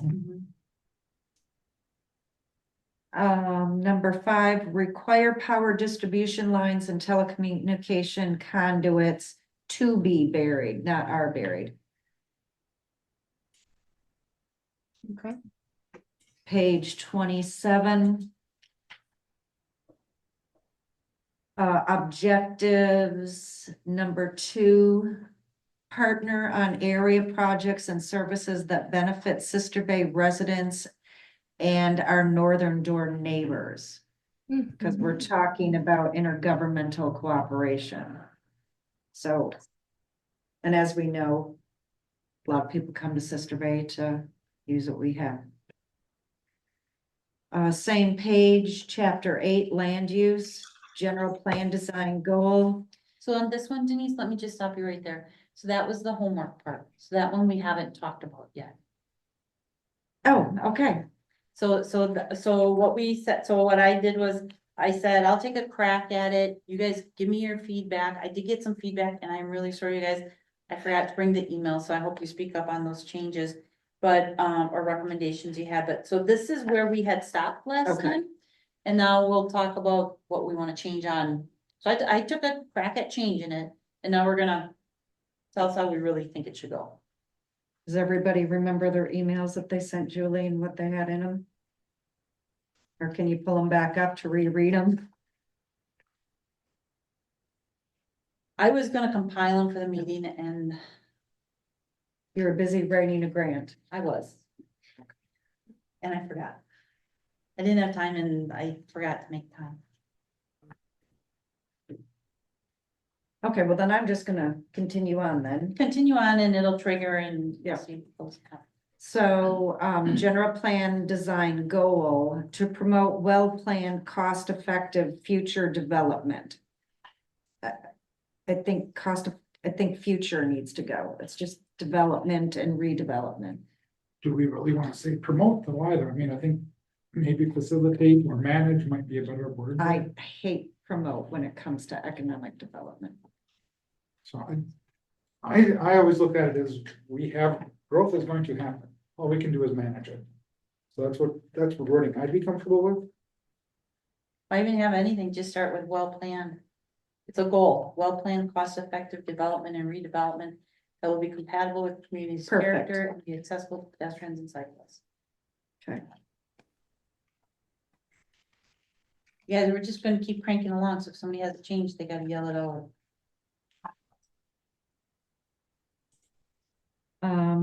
Same page under Oh, residential. hold on.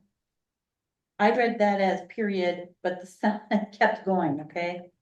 Well-planned, cost-effective development and redevelopment that will be compatible with community's character and be accessible to pedestrians and cyclists while protecting and enhancing natural and scenic beauty, resources, and cultural amenities. Yeah, Period. it's still. Yeah. Okay. Sounds okay.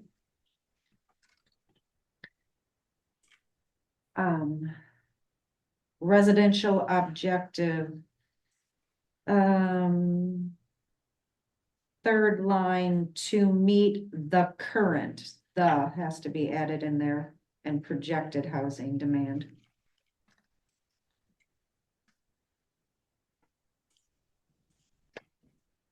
Under commercial objective, encourage harmonious and well-planned commercial development that will serve the needs of the village and area residents as well as those.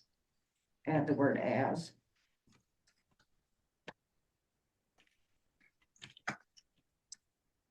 Anybody else have anything on that page? I had emailed Julie about, I heard this from Liberty Grove, about a light industrial park to bring back skilled labor, plumbers, just small sort of thing, not a huge, but a light industrial park. So I don't know if we could partner with, We used to have that. And we decided Sister Bay is not the place for it. Liberty Grove is. but could we partner with them to somehow work out, maybe not in Sister Bay, maybe in Liberty Grove, because they do have the space. But I don't think that we should always be separate from every single village, because as a whole northern door, we're lacking in these people, and we need to do something to bring them in. So if we brought it to their attention, or we worked with them to somehow in the future develop something. I think that's a really good idea, and my gears are turning because there's, I just go grants. I know that's terrible. But, when you're looking at multi-jurisdictional things or intergovernmental cooperation, it's easier to do those projects if you're not having, people are gonna say, well, why are you spending money in Liberty Grove, right? So it's always easier if you can somehow find a program that can help with that. And they might be able to provide the space. They have the space, yeah. Yeah, Well, it was probably, it was when Dave Leno was president, that we had been working on getting an incubator with EDC up here. And to your point, Denise, I think we kind of said, no, this isn't, one, we weren't getting a lot of results for quite a bit of effort spent.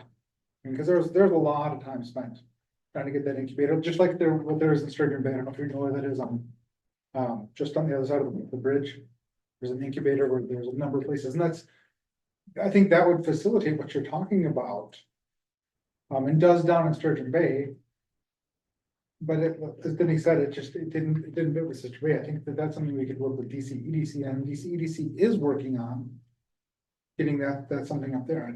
Is that something? But does that fall under chapter 8 under land use or someplace else? I think more on intergovernmental cooperation, maybe, I don't, is I guess where I would put it, for economic development. I think too, the idea of an incubator, I don't think is appropriate here anymore. I think when you look at the data, and we got the data, I think what you see is it's trades like workshops or places like that where Yeah. people can actually go and do it, skilled labor. Because incubator, and I'm cautious on how I say this, because yes, you need people to start new businesses. And is it in an incubator where somebody is providing them the services and teaching them certain skills and stuff, or there's an accountant there watching over and helping, stuff like that. I don't think that model always works. And what we have heard is, and what the data shows is, you're losing skilled labor, and it's not being replaced. And so do you have, I'm gonna use this example, and I know this is terrible, but let's say you have like mini warehouse, and you got the welder in there, you got the contractor, you got the carpenter or whatever in there, and they're that type of facility. I think it's something to explore. But I think but if you scroll back up, I think it doesn't specifically say that, but it says that we will, coordinate and share community facilities and services whenever possible. We'll partner on area projects and services that benefit Sister Bay and our northern door neighbors. So I think the objectives in there, it's just not specific to.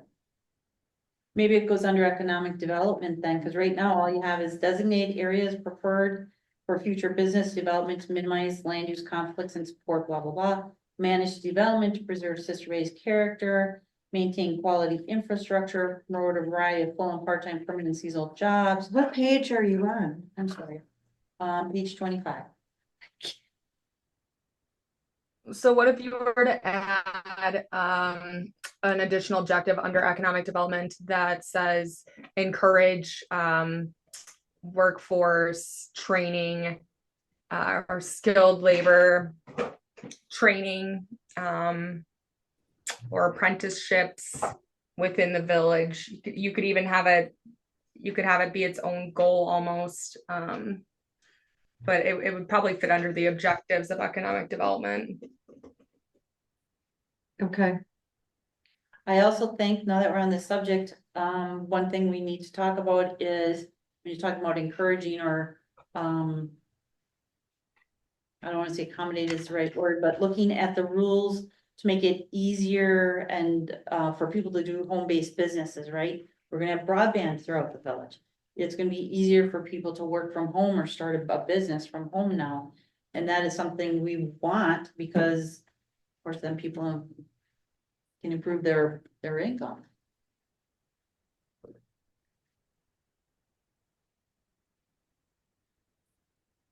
And we can tweak it and put something in there to that effect.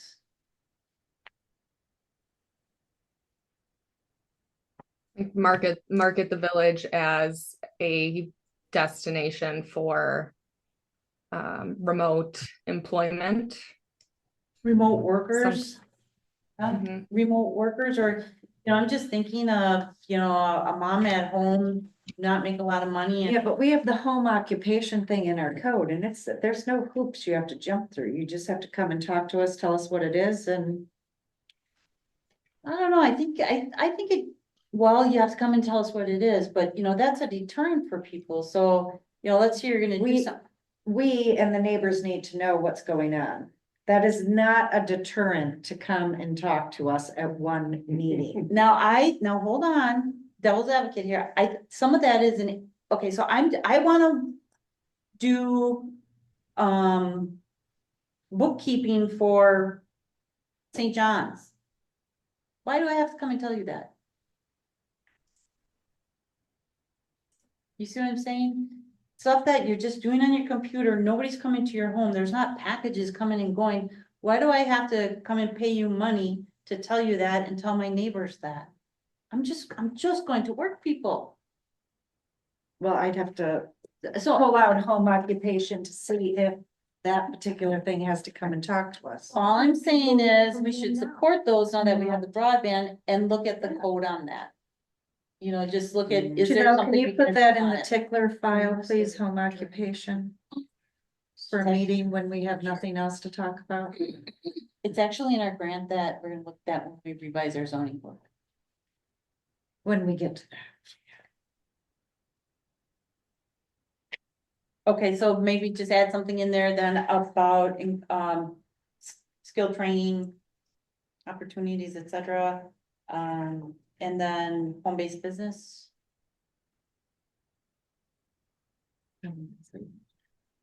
Ensure village policies are not inhibiting home-based businesses that are compatible in their neighborhood or something. Well, what's considered a home-based business? If somebody's teaching piano lessons, is that a home-based business? Yes, So they have to get approval from us to say, yeah, you can teach piano?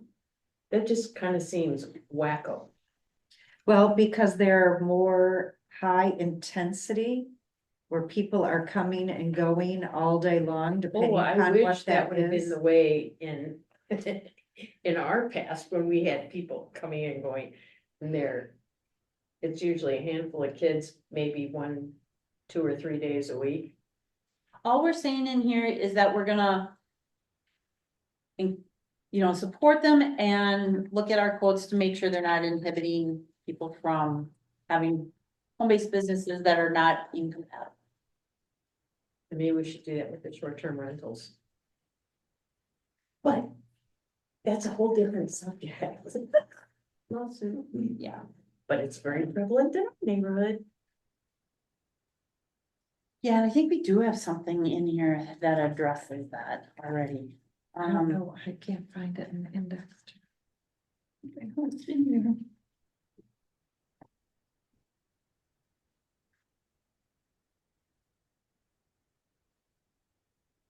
Home occupations, here it is, 87, 88. The other thing that is a challenge for us in this village is, or it was last year, and the year before, was there is the commercial kitchen up at the technical college, and it's always booked, and people are having to find commercial kitchen space elsewhere because there's not enough in there, and small businesses are using that kitchen. So because there's nowhere ever to go, look at the businesses that you are inhibiting or not allowing to grow. page 85. So we'll put that in there too, okay, Denise? Yes. Commercial kitchens. You did hear me, okay? Yeah, you thought you pulled one over on me, huh? I did, yeah. Okay, all right. So we were back on page 6, And just so you know, we talked with Mary Pat years ago, trying to get something going that the village would be involved in. Even before NWTC came along, and obviously very popular. yeah.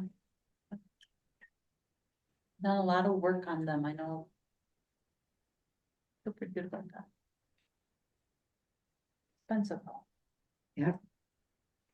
Um, What page are we? we are on page 27, Okay. and right now we are under residential objective. Okay, so that was just add the word the, and then under commercial objective, it was to add the word as. Yep. Mhm. And anybody else, anything on 27?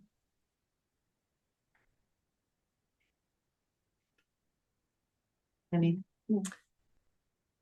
Under, sorry to go back to this, but under economic development, with the increased number of like families and younger children now residing in the village, is childcare, is that a major need? Would we want to add any sort of language about promoting investment to address childcare shortages or anything like that? I think we definitely should, because it is an issue. And I know United Way had a program where they were helping people get started in the childcare business in their home, because you can do so many in your home before you have to get special licensing and stuff like that. And we had, I know when I was at DCEDC, I did a lot of research. Everybody was doing research on the childcare. It's a major issue. We have a beautiful facility. It's a wonderful facility. However, there's some families that just can't afford it, right? So mom stays home from work because she can't afford childcare. I don't know if they still have waiting lists there, but not everybody can afford structured childcare like that. And so the thought was, give a man a fish, you teach them how to get licensed, what the state requires, what are the sanitary guidelines and things like that, and then give them some funding to get them started so they could have their own business, watching children in their home. Because what happens is, if you don't help, people just sneak it in, and then maybe they're not doing it for code, and that's when you may start having issues, safety issues, accidents, things of that nature. I think that's a great idea. And Sounds good. not happy I didn't think of it. I should have thought of that myself. I'll add something.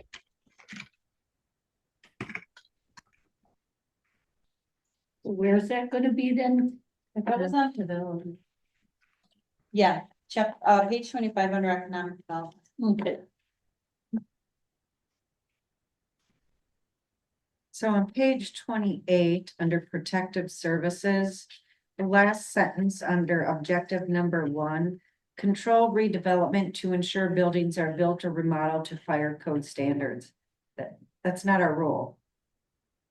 Everything has to be built to fire code standards, and we don't have the criteria for that.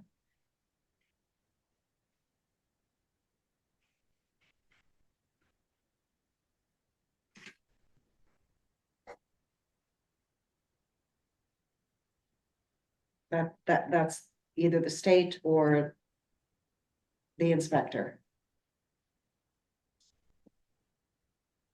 And I don't know how we control development redevelopment to ensure that they're built or remodeled to fire code standard. So just take that last part off, Denise, was that your recommendation? That's my question. I would agree.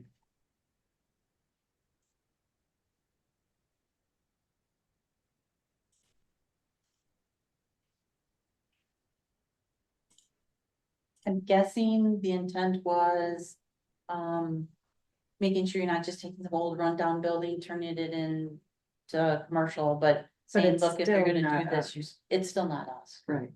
It's Brett and Yep. Chris. Page 29, number 5.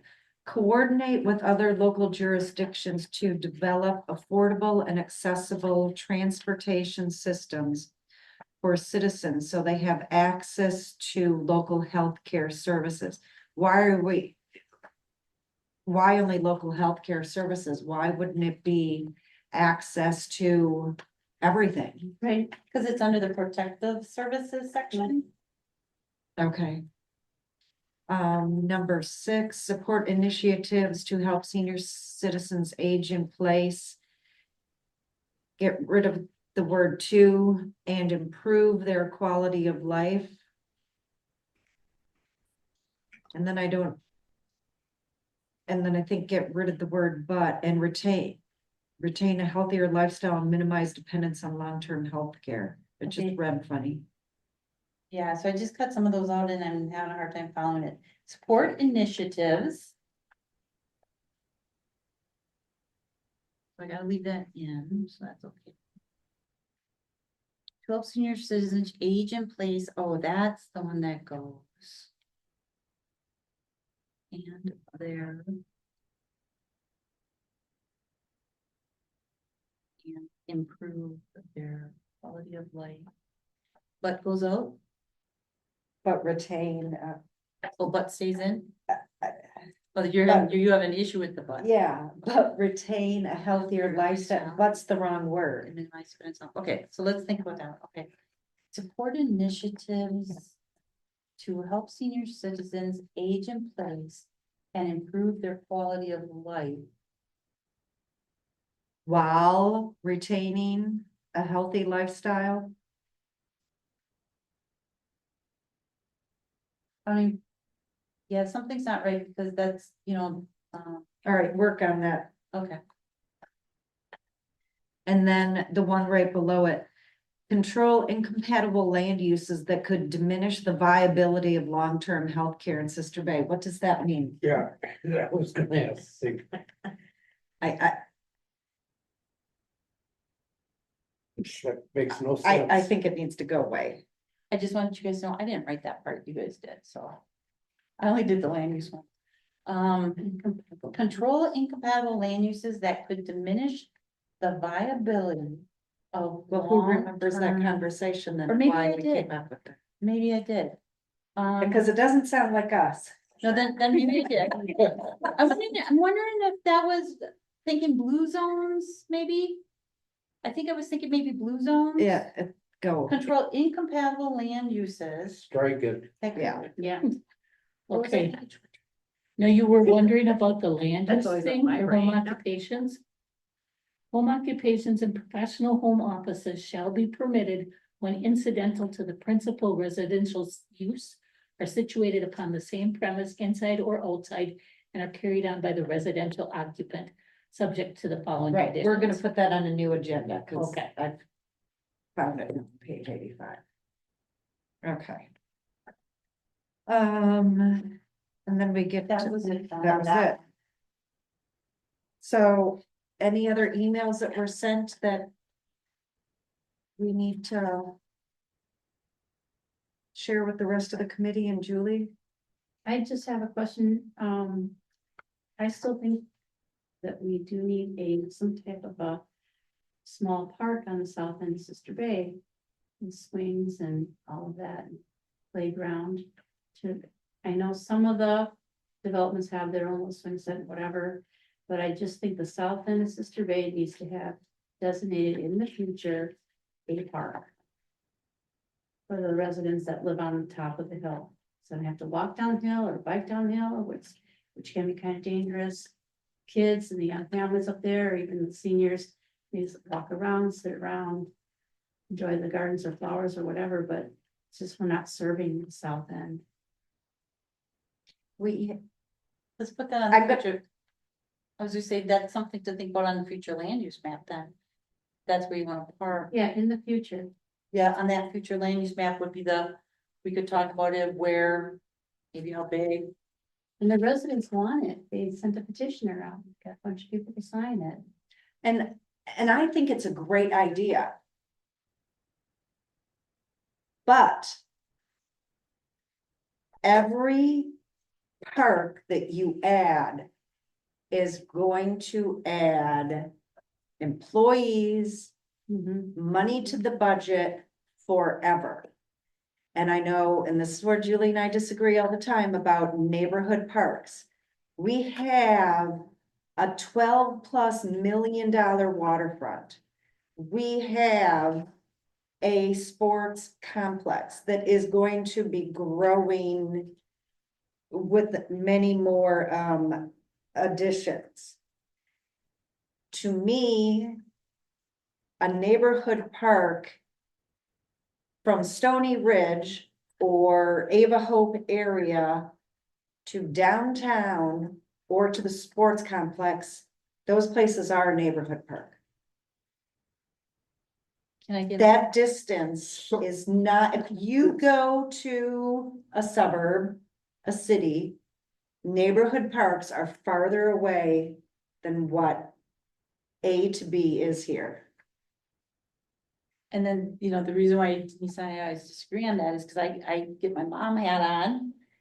And I'm like, there is no way I am letting my 5-year-old kid get on his bike. There is no way a Cross. mom is gonna let her go play in that park, her 5-year-old child, without supervision. She's going to be with him anyway. Unless it's they have a swing set right in their backyard that's fenced in. Yeah, I don't know, I'd let my 10-year-old child take my 5-year-old child to the end of the block to play on the swings. I would walk down there with my friend across the street and sit on the bench and listen to the birds and have coffee. Would I let my 5-year-old and 10-year-old cross 42 and 57? Of course not, no. Where all the strangers are by the water, where there's no place for them to passively sit. So we do have disagreements on that, but I have an idea on that. I don't know if you want to hear it now. Okay, we'll talk about it later. Okay. I just think it should be in the future plan.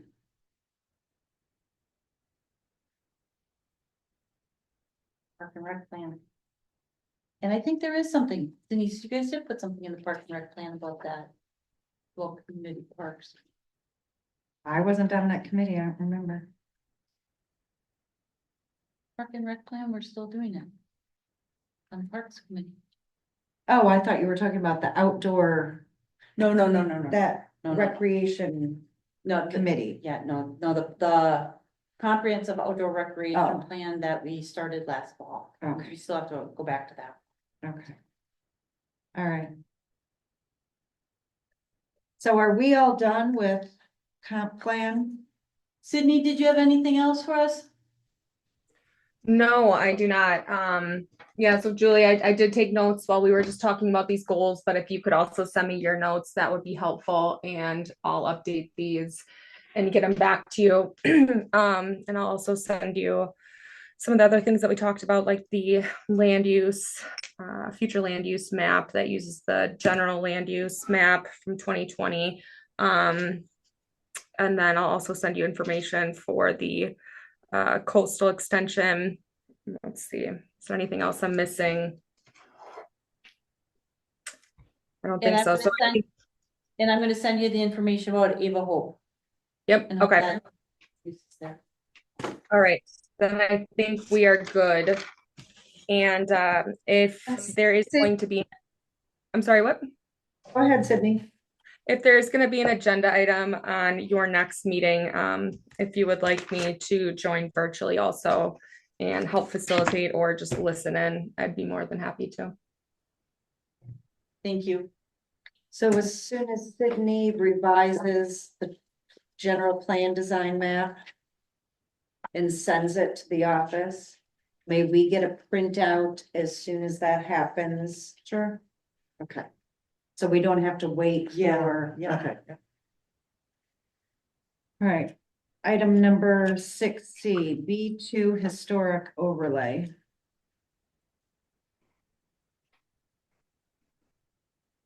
I don't think I'm gonna make any friends tonight. I don't think that an architectural historical overlay is what we need in this area. We have two old buildings, Roots and the old Razor House. We were a fishing and farming community. Our buildings do not look, never looked like the picture that's on page 44 with that kind of ornateness, because the people that lived here and that settled here, that's not what our structures look like. They didn't have that kind of money.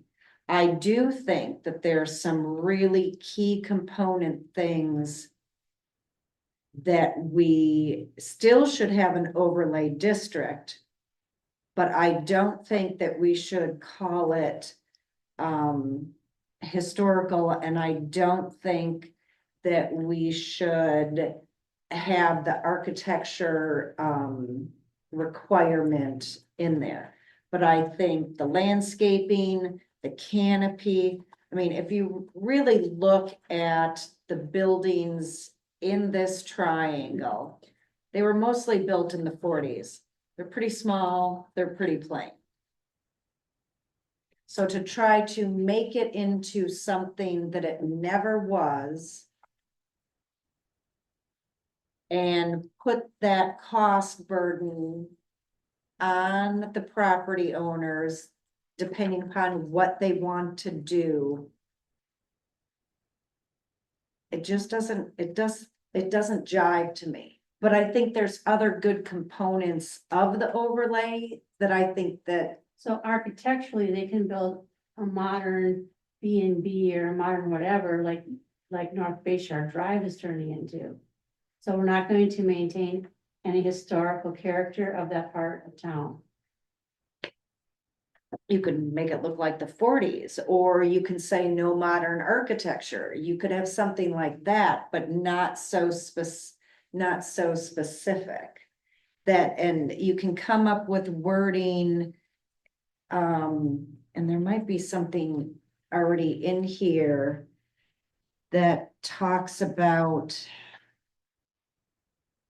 that it kind of has to be, or maybe that was height or something, compatible with its neighbors. So it can't, you know, if you have something there now, there's 3 houses in a row, the middle house wants to do something. All 3 houses were built in the 40s. They have to blend in with who their neighbors are and the neighborhood. You can write that so you don't get the modern. The Plan Commission would never approve the modern. Well, you hope not. I mean, we're trying to avoid the Luna views taking over that part of town, which, you know, 3-story hotels that look like something should belong in the California coast. Yeah. You know, I really think it's important that we save our history.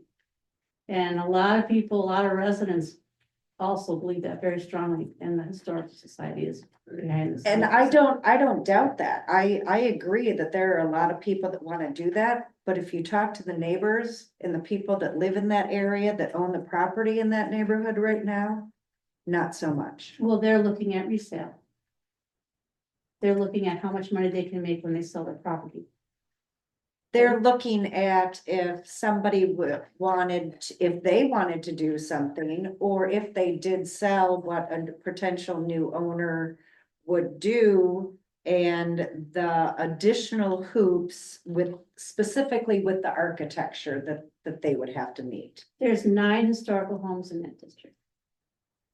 And I really feel we should Which, have, which, we okay. should have strict rules on what they can do with any new construction. in what are that- the, in that can you tell district. me the 9? There is Roots, there's the, Sunstrom Triangle. They did a great job, they maintained it. Mitch Larson maintained his historical look there, What, on on deck.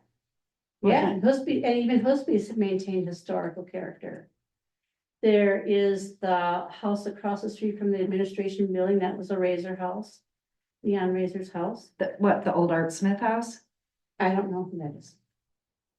It was the old Leon, it's for sale again. Is But- it the oh, one the one that The white McDonald's one, the had? McDonald's Oh. house. Okay. There's that No, Art house. Smith is the Okay. other one. That's the one that's SCR, that you came in SCR this Yeah, past year. yeah. Yeah. There is the old Bill Bonda house, that's the Lagerquist house now, that's a beautiful home.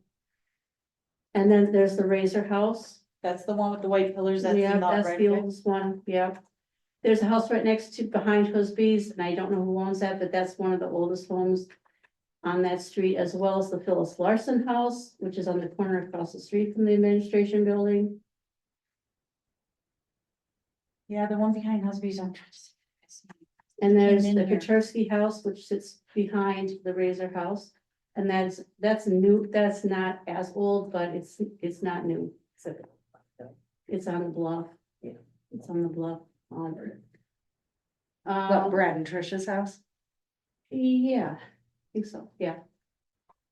And there's I'm going by old names, so no one's gonna know, but on Park Lane, there's some cottages. And some of them have been there for a long time. One is one right in the middle of the Larson house, and there's one that's pretty old, the Arley house. And then there's that blue one, Which is the one with the storm? the one that doesn't have a driveway or, yeah.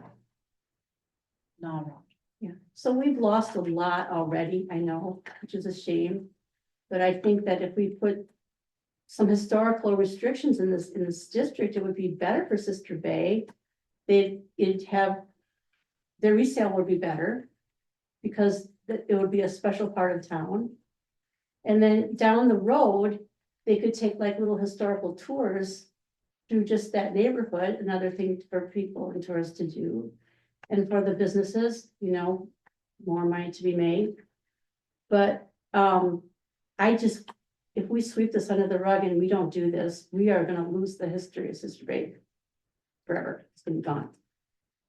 Now, I admire Ephraim and Fish Creek for preserving most of their history.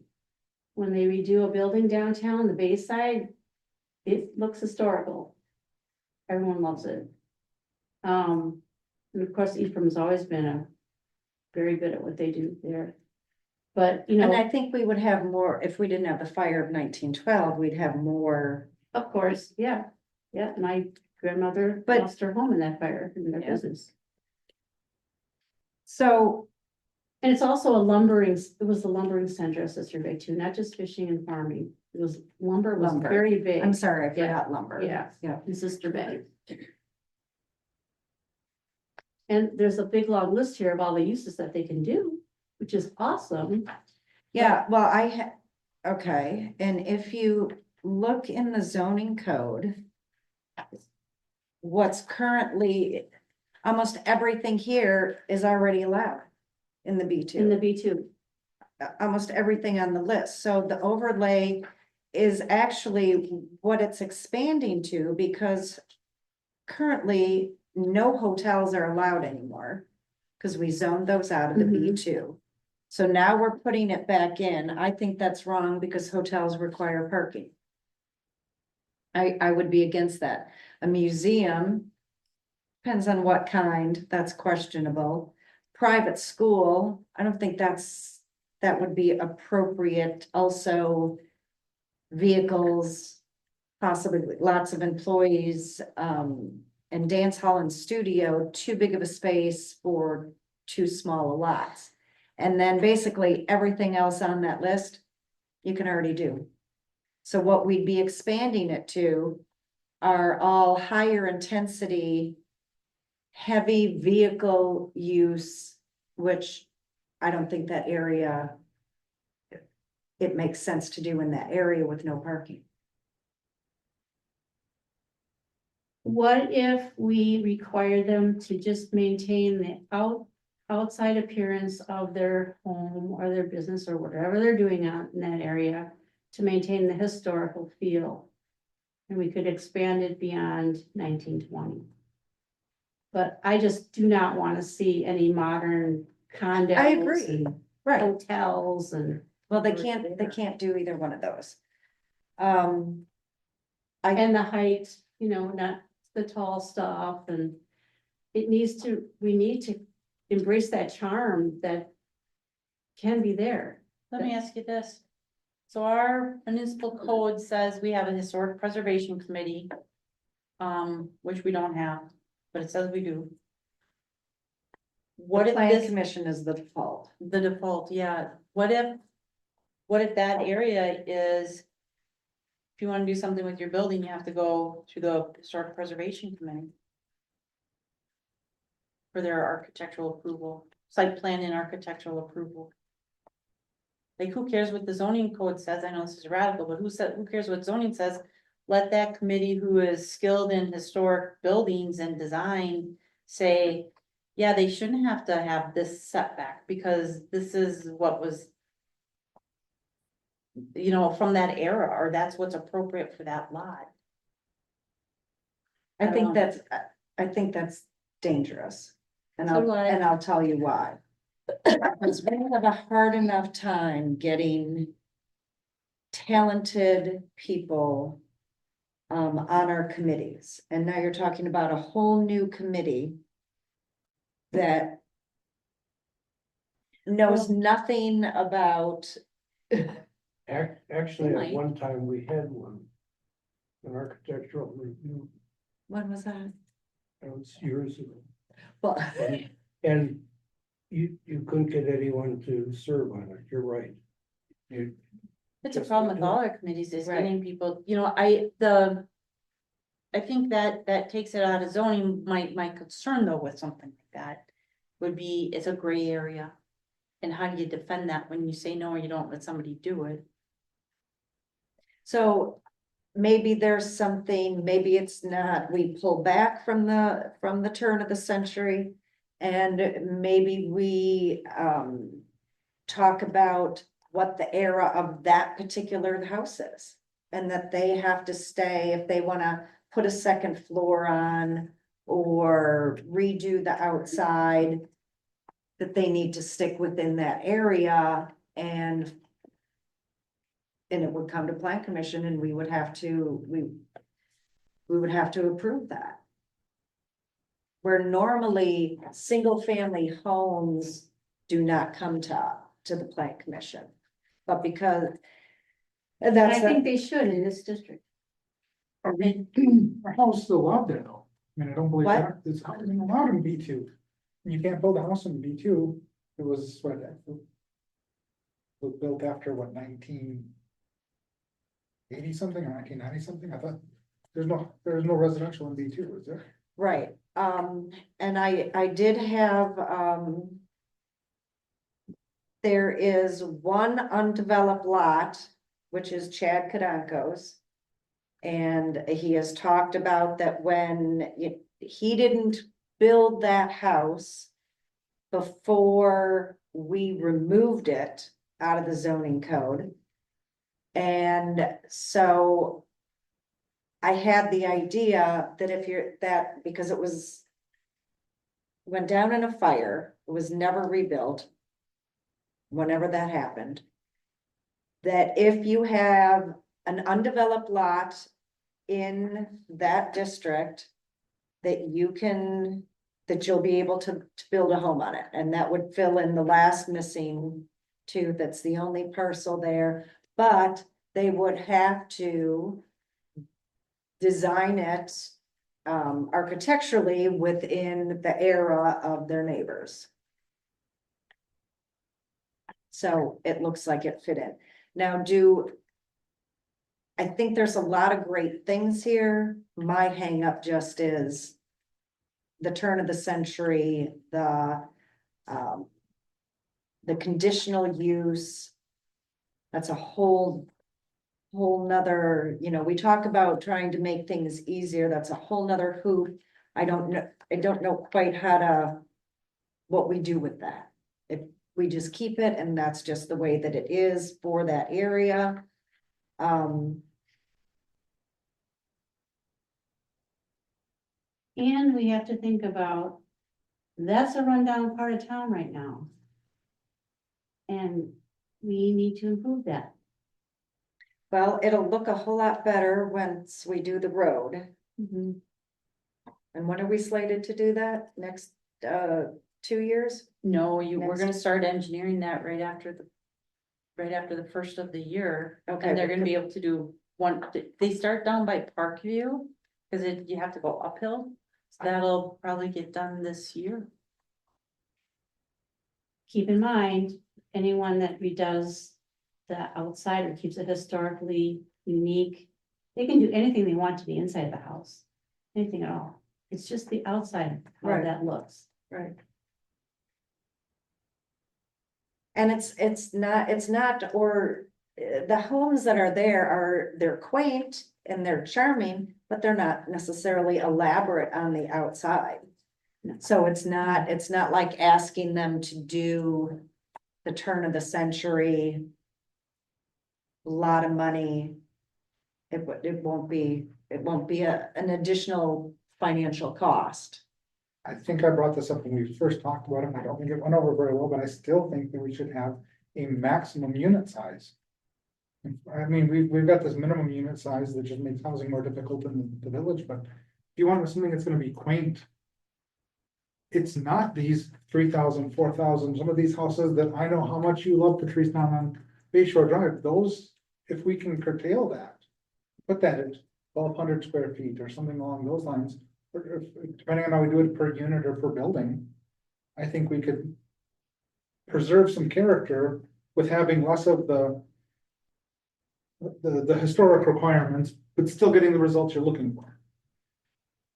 So right now, if I owned Chad's property and I wanted to build a new house, could I build anything that I want on that property? You can't build it at all right now. Because it's in a moratorium. No, No. because it's zoned out. We pulled it out of the B2 district. So it's, He just sits with the lot. So what on that property there, the issue is the code, I think one of them's non-conforming. I think one of his lots is not. I can't remember, but lots held in common ownership have to be used as one lot, which is something we really need to get away from. Because that means you just lost a buildable lot that could have a house on it. And then the other thing is we don't allow houses there. okay, so what if he wants to rip down the house that he owns, that little red one? Can he build whatever he wants there? No, He could build not Can a he put house, up an apartment complex? Can he put up condos? no, he could put up it's a lot of art retail. galleries, barber, bed and breakfast, fitness center, professional office, restaurant, retail, general. And that was one of Chad's property is one of them that got me thinking about this, because I'm like, wow, this area is gonna rot away if we don't allow people to improve their properties, because you can't even have, a gift shop with a house above it, or build a house and have it as a bed and breakfast, or build a house and have it as an inn or anything like that. So the way it is now, I think it's very restrictive on some of the uses. But as far as design, yeah, if he could meet setbacks, code requirements, do the architectural review, pass our site plan, he could do what he wanted there. As long as That's it's, the as long as it dangerous was, area. as long as it was listed. but Only has to exceeded be the sign. approved by the administrator, not by the planning commission. No, it would have to be approved by us. What I'm saying is he could do it like a 1960s style or whatever, as long as we agreed to it. I mean, why would it have to be a conditional use permit? Which is an additional hoop. Could it just not be like any other site plan review? Like what we did for the barn dominium? I know that wasn't platted, that's why that residential came here. This has been platted for a long time, but why can't this particular overlay, not a conditional use, but has to have plan commission approval? Yeah, I'm trying to think if that's the spot. I know when we talked about it one time, we said, well, the neighbors should have some say on what they're doing out there. That might have been a different part of this, though. We don't have to have it as conditional use. I think it was just I don't know. I think because it was not the norm, so I probably put conditional use permit, because if it's something that you're not comfortable allowing or haven't allowed, okay, we'll let you do it, but we're gonna hear what people have to say about your proposal first. It doesn't have to be conditional use. But we can write it in there that even if it is, changes to the home. That, Changing the exterior Exterior. could take public hearing. I think just plan commission approval. Because we know the direction, or eventually we will know exactly what direction that we're going into and whether or not it's compatible with the neighborhood and our vision for that. It's still part of the overlay. Anything you do exterior to that, you have to come with plan commission. Why don't you let me just kind of massage this a little bit with what we've talked about and bring it Well, back? Patrice and I have done all the talking. I don't even know if anybody even thinks that I have a good idea or not. I've done some talking. I've chimed in a few times here. I'm sorry, Nate, I didn't mean to slight you. I think we should always try and use the minimal amount of force of the government as possible to get our desired result. And I think that we can, to your point, Denise, we can ask for a couple things here. And maybe not, maybe we still call it a historic district, maybe we just change our definition of what a historic district is. But let's put the minimal amount of effort on, minimal amount of force to get the outcome we want. I also think that we need to just look at the B2 uses in general beyond the scope of this, but I don't know that we want to try and make this more complicated by saying, if you do this, then we'll let you do this. I think we should just we should fix the B2 zone, because B2 is not, there's been a lot of things that have changed and been improved in Sister Bay. Not a lot has done that in B2, and it's not been worse, it's just not done anything. Well, and I think it's a great vision and I think it's a great goal.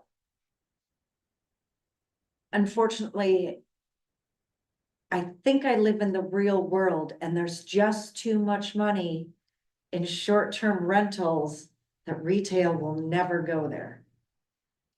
Because that's easy money. I would also say that if that is a residential units, they're gonna go there and they turn into short-term rentals. That's the place Yeah, that's for a it. more appropriate place than it is to do an R1.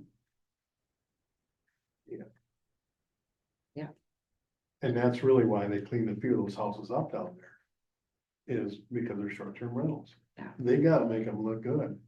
They gotta clean them up.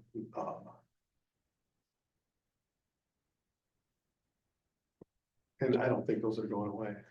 So, Yeah. and for the rest of the places down there besides Chad's and, a couple of bluff houses, they're very small lots. To have a business, think they're gonna put up even a bakery or whatever. I just don't see it happening. I think you gotta protect that area, but I just don't see the need for this either. To that degree, where you could do something to control it. Yeah. So.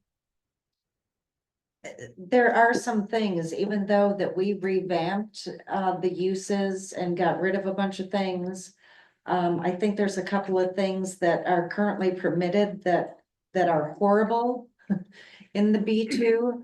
And I think if in the future, we're gonna have that conversation, I think that we need to allow and promote or facilitate any business that doesn't require parking.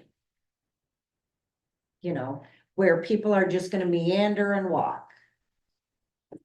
I Yeah, they're agree close with enough to the, there's public parking close enough as long as you're willing to go 1,500 feet. Yeah. We'll make it that. Yeah. Something that I've had in the back of my head, as we're talking about this, is in St. John's, Newfoundland. Which is like the very far east, hanging way out into the Atlantic Ocean. There is some very small alleys and quaint areas. That one of them reminds me of Diagon Alley. I could swear I'm like Harry Potter's. And I'm just thinking like that's what I have in the vision of my head when we're talking about this, is can we make this feel that quaint? And it was so incredibly walkable, narrow streets. And there was a lot of houses in there, but there's a couple of businesses mixed in with that. Yeah, that's kind of how this was written, is the thought that, you know, you have your housing for your owner, or whatever, on site, your two, but you don't require it for the customers. And Nate and I had this conversation today. I said, I just don't think requiring parking for customers is necessary anymore. It's in certain areas, it's overkill, because the guy going to Husby's is walking down the street, he's going to the ice cream, you know, he's going here, so you're just doubling up on all this parking that you really don't need with some of these parking requirements. They're pretty out of date and on some of them. And this is a really good area where if you are strolling, walking under the trees, you like the area, it's nice and shaded, it's beautiful. Why would you have parking there? But that's another story. So do you think it would be okay? I mean, do you hate what I'm saying? Do you think that there's hope for it, that we can back off of the architecture, but come up with something that will protect the area? I am in favor of that. And not having anything modern and not having anything too big. And actually, it even says in there that if you wanted to rebuild, that you would have to rebuild in the same footprint. Right. You know, I think that's a good thing. Whatever was there, that's all you get. Mhm. Yeah. Yeah, I mean. Whatever we can do to hang on to the history in that corner of town is what I'm all about, so. Okay. I I'll mean, take some screenshots of all my notes, Julie, and just text them to you. So. Someone wanted to tear down the Razor home. And build. 3-story, Can't. they can't. Well, not according to this new thing, because there'd be a 24-foot height. Yeah. But Currently, they could go 30. they can build a home. Or a short-term rental. That looks like, Gokies. Couldn't build a home, can't build a home, can't build a short-term rental. but they could build a. Boarding house. I don't know what you want. Bed and breakfast? I bet it. They can't put a short-term rental there, okay. Yeah, because you have to have the house first, and we don't allow houses. Mhm. So if you have a house, yeah, then you could have a short-term rental. Well, I guess the bottom line is as long as it, if we can have stricter review with the planning commission on that area of town. And to ensure that we're, hanging on to the historical integrity down there. Well, and I think then also that we could, in the overlay, you know, like there's, for every section that we have, you know, there's a paragraph on what that zoning district's intent is. So we would come up with Julie, and then we'll critique it. When we get to that point, would come up with what the intention of this overlay is. And you're very specific then in your paragraph, and then you follow up with what you want to implement, kind of Yeah. like the vision statement. I'm also worried about what happens to the administration building once you guys move the new administration building. If gets torn down, whoever buys that property, We might need it for a road.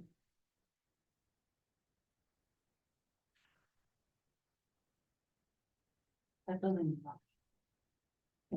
But potentially someone could buy that property and put up Yeah, a business, a business. which will have to be reviewed by the planning commission. My only concern, I like things very defensible. No gray area, basically. So people understand the clear direction in the code. That's what I like, right? The other thing that always concerns me, and I've heard it so many times since I've been here, is, and I know the planning commission hasn't changed a lot, but you have had changes. Why is that like that? Well, it's a different planning commission, or why did this happen? It was a different planning commission. So we gotta almost make it so that the code itself meets the intent of what we want, which is what we should be doing anyway. But make sure that it's kind of foolproof, even if the planning commission changes.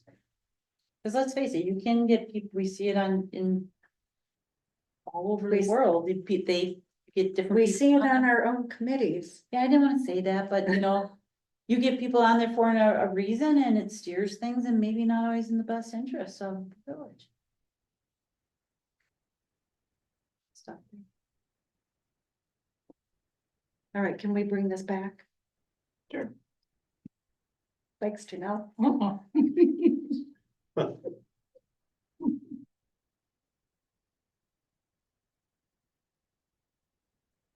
Okay. 6D, B3 height limitations. Real quick on this, you guys, I told you I'd look around, reached out to people I know, couldn't find anything. So one administrator I was talking with, they were talking about how what they do is they average the height of the neighbors based on setbacks. Well, that doesn't work for us because everybody's at the, everybody's really close to the road. So then I'm like, well, would that work if you just average the height of the neighbor? So you're 32, you're 28, that becomes my height. That's the only thing I could think of. How about we bring this back also, seeing it's 8:15? Yeah. Seeing that we can think about it, maybe we've already thought about it, but I think only when we're spitballing and talking with each other about individual thoughts do we kind of get somewhere in the conversation. I agree. Okay. When we do this next time, can you email us a map of the B3 district, the Sure. whole B3 district? Because I only know about the historical district, but I don't know where the rest of it goes. B3, for the height rule. For whatever we're gonna discuss the next time, I'd like to see. Well, what the map B2 is. is in 2 different places and B3 is downtown. All of downtown, including what we're talking about with the historical district. No, that's B2. Okay. No, I think that's a really. So good that's idea. why I'm saying, what map do you want, B2 or B3? Both. Okay, all right. So I know what's what. Well, the zoning map is pretty, I keep that pretty handy. It shows all the zoning districts, that's pretty helpful to look It at. does help though, I think, to blow it up and zoom it Well, if in. it's in the zoning book, I have a zoning book. So I can look at that, just so I see where it's at. I think it would be helpful to zoom it in to these areas we're concerned about and have it overlaid on the aerial photo if we can get that done. Okay. Okay. Permit report, did anybody have any questions or comments? I had one on page 52. Simony Warfel, 10771 North Bay Shore Drive. They're tearing down that house? They're tearing down That's my parents. that beautiful big house and they're putting up a bigger It's 34 feet, 8 inches, I think, tall. Like, why doesn't the planning commission have any impact on some of that? We don't have single family housing, we don't. Well, I did point out one time that you require more green space in a commercial area than We you changed do. that. No, it never came back. No, you I can thought, build almost to the maximum in R1. Something down there did, didn't And, they? and we brought it back and it was put on hold and never revisited. well, then we need to pull that out of Janelle's tickler file. No, we're waiting. Oh, there was the whole green space thing we're waiting for. Nate, where are you on that? I'll have it ready for next month. Hold me to that. Yeah, R1 is 20%. Must be left. So as green 80% of space. your lot, 80% of your lot can be covered with the building. Yeah, that's just wrong. Figure, run on. And the boathouse signage for new boat display sales bill permit issued. I said it had to come here. No, you didn't. You said they couldn't put that lighting on there. Right, they couldn't use the light bar, but I wasn't gonna sign off on the light bar. If they wanted the light bar, they'd have to come here. Right. They said they would not do any lighting on it at all. Oh, okay. All right, They felt the lighting they had on the building would be sufficient for people to see that. okay, So, all right. All right, if there is, nothing on that, we have Julie's, administrator's report.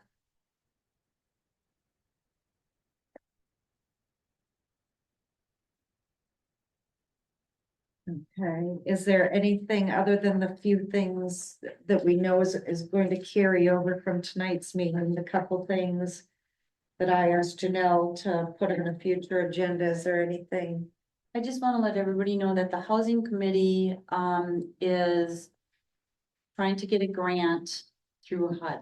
And this came up very last minute. It was a 2-month window. We just got the committee, so the committee met last Tuesday and said, yes, we want to try and get this grant. So the problem is, this grant has to be filed October 14th, which is a Monday. And it has to have a 15-day public review period. So that plan has to be over public review on Friday. So we said last week we'd do it. It gave us basically a week and 2 days to get this 40-page HUD application put together. What application? What kind of grant is it? It's a pro, I'm Thank sorry, you. yeah, I'm sorry. Thank you. It was one that President Biden and Kamala Harris put out there. Sorry about that. I goofed up on that. Anyway, so there's not time to bring it here. So it's gonna go to public comment without coming to the planning commission first. It's gonna come to public comment before going to the board first. It's going to be in the public comment period when it goes to the board. Yes, yeah. So I'm gonna send it to you guys to get some feedback on it. I like that. But the grant will get submitted before we formally as a planning commission even discuss that. And I know we said last time, well, we're leaving housing to the housing committee. But I still would like you to look at it. Okay, I'd like your feedback on it. I like your thoughts on it. So you're gonna email it to us when you're done with it? I'll try to remember to check my email. Well, you'll have 15 days to look at it. We'll talk about it at the 8th. Yeah, Okay. and the board will look at it. Okay, so Well, for the the minutes 8th, then, why would we talk about it at the 8th? We're having a Yes. board meeting and we're having a chance to. Board's having a meeting, we should talk about it. Oh, so it'll, okay, cause I'm After like the that. CIP. Yeah, it was the CIP in the workshop, so you're adding another agenda item. Yes. Okay, Yeah, because other than, if not, the board, I'm putting stuff in there that the board hasn't even talked about. So I want them to talk about it. okay, so make sure that what you're writing, we're okay with. I'm trying. Okay, so the public hearing then for the minutes is gonna be conducted at the special board meeting that's coming up rather than here? Public hearing on the minutes. No, but I'm putting, for what I'm putting in the minutes. Do you want me to say in the minutes that the public hearing on that HUD grant will be conducted at the village board meeting? Oh, Is it's a, that what you're saying? it's a pro grant, put PRO grant in the minutes. It's not a public hearing, Janelle, it's just a public comment period. Okay, So people, I put the notice, sent the notice off to the paper, it just says, you know, we want them to look at it and give us comment, we just, you know, and then we track what this program asks us to do is track the comments we get and send those off with a plan. okay. So I'll say, apply for a program and a public comment period of 15 days will be imposed. Yeah. Okay, Available. okay, and just leave it at that, Yep. okay. Do you want it on the agenda for the next plan commission meeting for these guys to review? That agenda's gonna be kind of long. Yeah, Let's see if we can. okay, If the board looks at it, I'll just say the board will be. you have reviewing 3 that. members here. I mean, the rest of the plan commission, you know, they can still get the deck. If you're gonna send it to us, we'll all read it. We'll have to make individual comments if we have any, and just not as a group. Ron, what did you think about the gist of it when you heard it today? I thought it was good. You know, that grant is good, is rather long, is it not? Very long. Yes. So, As a matter of fact, you know what, I just a little, yeah, I'm. You can share how hard you work. No, what I was gonna say is, you know, I haven't had a vacation, and so I'm like, I'm waiting till the budget's done, waiting till the plan commission's done. And my sister and I are leaving at 1 a.m. on this very cheap little weekend retreat. And you know what I'm doing? I'm bringing my pro grant, and I'm gonna work on the pro grant because it's due on Friday. Blah, blah, blah, why am I fine? Anyways, that's all I had to say. Well, we were gonna go back and visit the letter that was in the packet. You said we'll discuss that later. Was that to say that it should go on next month's agenda? Where was it? It was under public comment. We Yeah, had I know. one- Well, I thought it was an agenda item.